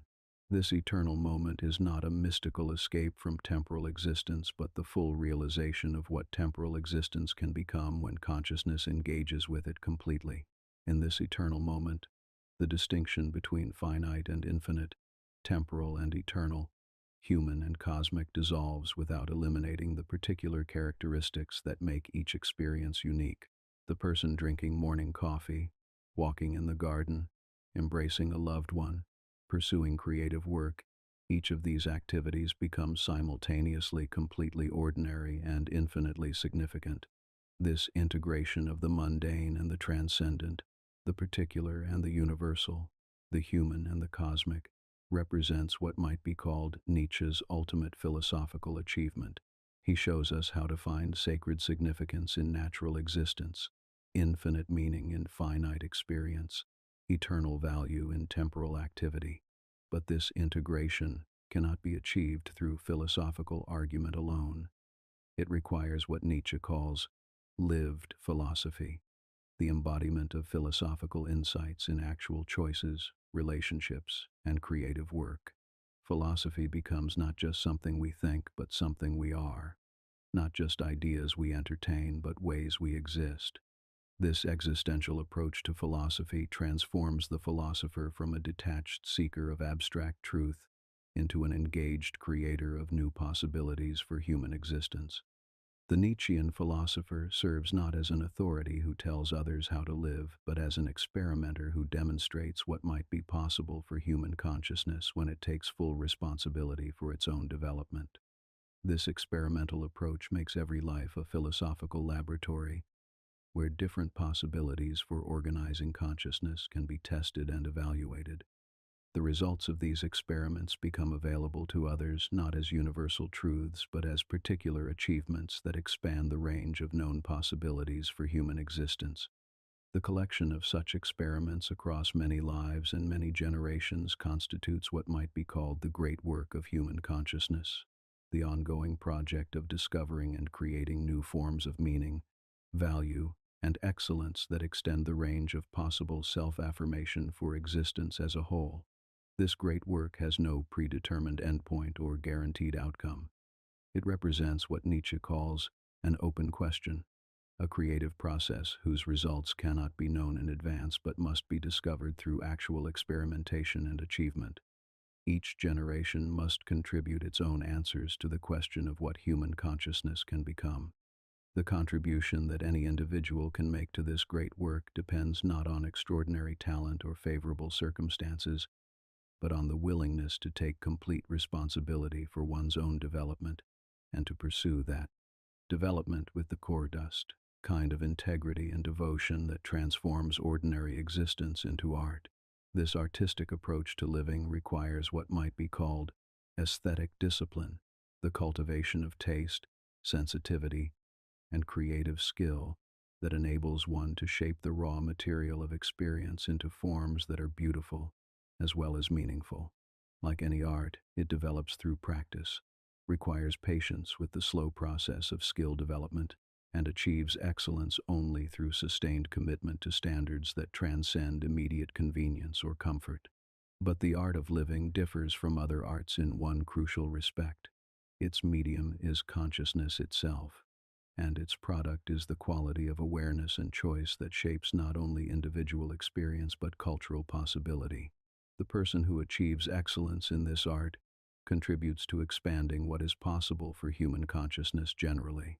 As we approach the deepest rest that restores both body and mind for renewed engagement with the creative challenges of existence, as consciousness prepares to traverse the mysterious territories of sleep and dream, where other forms of wisdom become available, we might reflect on how these insights about living as creation apply to our own ongoing experiments in existence. What kinds of consciousness are we creating through our daily choices? What forms of meaning and value are we bringing into existence through our attention and commitment? How are we participating in the great work of expanding human possibility through our own development and creative expression? These questions invite us to consider our lives not as predetermined destinies to be passively endured, but as ongoing creative projects that we author through every choice we make. They suggest that the ultimate measure of any life is not external success or failure, but the quality of consciousness it achieves and the contribution it makes to the expansion of human possibility. In this understanding, every person becomes a philosopher in the truest sense, not a professional academic, but a lover of wisdom, who creates new forms of meaning through the very act of living consciously and responsively. Every life becomes a philosophical experiment that tests new possibilities for what it means to be human in an uncertain but endlessly creative universe. The final teaching that emerges from Nietzsche's philosophical journey is not a doctrine to be believed, but an invitation to be accepted, the invitation to participate fully in the ongoing creation of consciousness itself, to become co-creators in the universe's project of self-awareness and self-affirmation. This invitation cannot be declined through inaction, because even the choice not to choose is itself a choice that shapes what kinds of consciousness exist in the world. We are always already participating in the great work of existence, always already contributing to determining what forms of awareness and affirmation become possible. The only question is whether we participate consciously and skillfully, or unconsciously and clumsily. The person who accepts this invitation with full awareness discovers what Nietzsche calls the philosopher's happiness, not the satisfaction that comes from solving problems or achieving goals, but the joy that emerges from engaging fully with the creative possibilities that define human existence. This happiness does not depend on external success or favorable circumstances, but on the quality of engagement itself. This philosophical happiness becomes available to anyone willing to live with the kind of intellectual honesty, emotional courage, and creative commitment that Nietzsche advocated throughout his work. It requires no special talent or training, only the willingness to take responsibility for one's own development and to pursue that development with the intensity and devotion it deserves. In achieving this happiness, we honor the memory of the solitary figure who walked the mountain paths of Switzerland, carrying within his failing body insights that would transform human self-understanding. We vindicate his faith that human consciousness could learn to affirm existence without reservation, create meaning without external validation, and transform suffering into strength through the alchemy of conscious creativity. But most importantly, we demonstrate that his vision of human possibility was not merely a beautiful dream, but a practical program that can be implemented by anyone willing to undertake the demanding but infinitely rewarding work of becoming fully human in an uncertain but endlessly creative universe. The lightning that struck in the mountains continues to illuminate. The dangerous ideas continue to liberate. The sacred yes continues to echo through the silence, waiting for each conscious being to add their own voice to the eternal affirmation that makes existence not just bearable, but magnificent. In the end, Nietzsche's philosophy offers us not answers, but something far more valuable: the courage to live our questions fully, the strength to create our own answers, and the wisdom to love our fate completely.